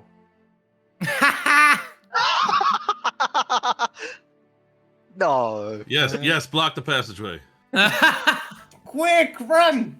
And as Sebastian meets Birch and Josh has an existential crisis, we'll end there. Ah. How ominous. How ominous. Good news or bad news? We'll find out. We'll see. Good news, because now I can be friends with Sebastian and tell Birch to go die. I'm just kidding. I love Birch. I love Birch. He's adorable. I was so close to giving away to Josh on the break that he was going to bump into his own character, and I managed to hold it to myself. So, we come to that timeless tradition of MVPs. We started with Rico and went clockwise. So, Joe, your MVP. Minor one from the last 5 seconds, which is during the very, very brief time that James has control of Sebastian. Sebastian is huffing and puffing, something that Sebastian himself would never admit to doing. He would be like, "Hey, cat just walks around the corner totally fine," and he's very casual. No, I think just the rushing through the water tunnel thing was great. The parameters of it helped, right? So like I like that it was sort of like, look, there's no airspace above you, and it's just too chaotic. We're not going to be able to use sort of the automatically normal reactions you would have to being sort of in an underground water thing. There's more to it than that, but it still worked out. There were still ways for us to do things. So, Yeah. I mean, I think Shape Water so cool. I hadn't even thought about. Well, that, yeah, and I don't want to working use it underwater. too hard because it's like it's not like an absolute go-to for Henrik because it's from this amulet. You know what I mean? And he's not Mr. Magic, but I think that it was worth doing. Yeah, no, definitely. And yeah, I mean, I had a plan for you guys getting separated. But yeah, it was very pleasing that you found a way of working it out. Bruno. My MVP was when Josh was speaking to the tree and he said, "You're in a safe space, just not physically." That had me cackling up. I thought it was good, really I like funny. that. Yeah. Josh. Well, the fact that you make Sebastian run is so disrespectful. He does not run for nothing and no one. So I would prefer if we retconned that. But my MVP is just being able to turn into these really cool animals. You know, giant owl, so majestic, and a giant octopus, just very cool. Well, unless Sebastian's got polymorph, you can kiss goodbye to that. I think I might be. Yeah. I don't know. I may think I do. might. Jamal. There's so much to go through for this session because You can see why I needed it to be a think this shorter is one, like- yeah? yeah, this session, it's just there was so much that I thought was really fucking good about the session. Like, I think this has probably been one of the best sessions we've had so far. Like, in terms of just what you've managed to pull off and represent here, it's like it's that good. But I will say, I have to give my MVP to having a really cool and awesome way to chug down a potion, having everything planned out, and it's like, well, that roll is shit. You've got advantage, but then you smash the bottle. Yeah. Rico. Yeah. So yeah, I'm just gonna echo Jamal a little bit and say that even though this was a short session, I felt that it was like a really great session. A lot of stuff happened, a lot of mechanics and a lot of roleplay. It was just great session. Just a couple of small things. First, the massive amount of sexual innuendo going on that I don't know if anyone caught on to, but James was just talking about shafts and cracks and holes all day. So And that's everything #1. being covered in a thick, viscous, white substance. Viscous white thing, got right? I was Joe, just like, which got Joe at the time I saw that little childish Yeah. grin come out. Yeah. And, Um, I was doing but my then- best to bypass those. Like, just ignore it. But yeah, just another funny one for me was on 2 occasions, Alessio just being completely misunderstood. The first of which when he was just like, if I go in the hole, is that the way to go in? But he meant Yes. like, is that the way towards where we're trying to get to? Yeah. And then can I just whip it? when he was talking about throwing the axe. It's And we're like, lost what it. do you mean? How else Yeah.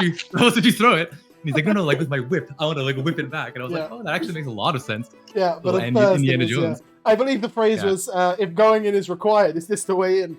And I was Yeah, going, is this the way in? I was just like, yeah. so lost.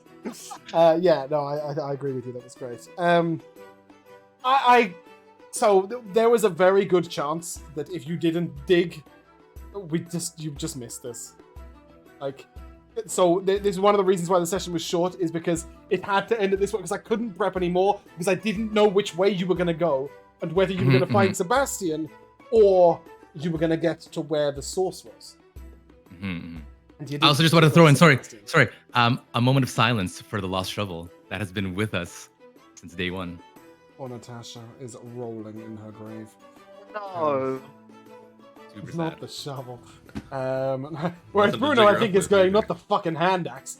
Yeah. Yeah, Oh, I'm yeah, actually for quite Alessia to attached to lose my one. weapons. I know. It's really annoying, actually. Well, That's- well. If that's only you're tragic. actually attached to them. Yes, I'm exactly. this close to evil now. Um, My fucking hand axe. no, I definitely think I'm going to echo like what you guys said. I think the roleplay was great today. I think the break has helped in a lot of ways. I'm really glad you guys sort of were very investigative with it. There was a good chance that you were going to sort of poke and probe at the wax and go, damn, I'm off. And I had prepped for Yeah. that. I had prepped for that. But yeah, I really wanted you guys to walk onto it and subsequently to end up falling down. But my absolute MVP comes to the total obsession with the Underdark and the Drow. The Drow have nothing to do with anything at all whatsoever in the slightest. But we keep calling back to them, and I'm just like, what's really weird is that I love the Drow, right? I'm obsessed with the Drow. I've had the Drow be a huge part of my Rathnor campaign, my Sigravia campaign, my But you never let them be a playable race. Forgotten Realms campaign, all sorts. I've had a Drow in my campaign, Ninja Designs. I love the Drow, and for once I was like, fuck off the Drow, we're not getting involved with those. And we're still obsessed with them. Yeah. However, it took you where you needed to be, so it's like, if they want to chase the Underdark, at least they're going to end up where they're meant to be, which is standing in front of Sebastian. We got it wrong, but so right. So right, yes. I'm really peeved You're that welcome. Birch followed. Because my aim, obviously, was to shut Josh off the session at that moment, and then have you, Sebastian return, and Birch not there. So now you have two characters in the same place, which I was desperately trying to avoid. But I didn't want to force your hand in either way. They're both your characters, right? So yeah, we'll definitely see how that pans out. Well, thank you for assisting us and actually following us along in now. Yeah. DM may hate it, but we love it. Well, he didn't get to help you at all. He just floated on towards where you ended up and was like, Literally, hey. no help. Yeah. And if the ice wasn't there, Birch would have thought. well, they're Which is probably why, Joe, I dead was and like, gone the no, wrong way, please, so- just don't, just Yeah. don't. 'Cause I just wanted Birch to be anywhere but here. But here he is. Oh, dear. But side note, I love Birch as a character, but it was never intended to be a long term. Sure. Stuck in wild shape, and we have an octopus sidekick. Oh my That's god. not going to happen.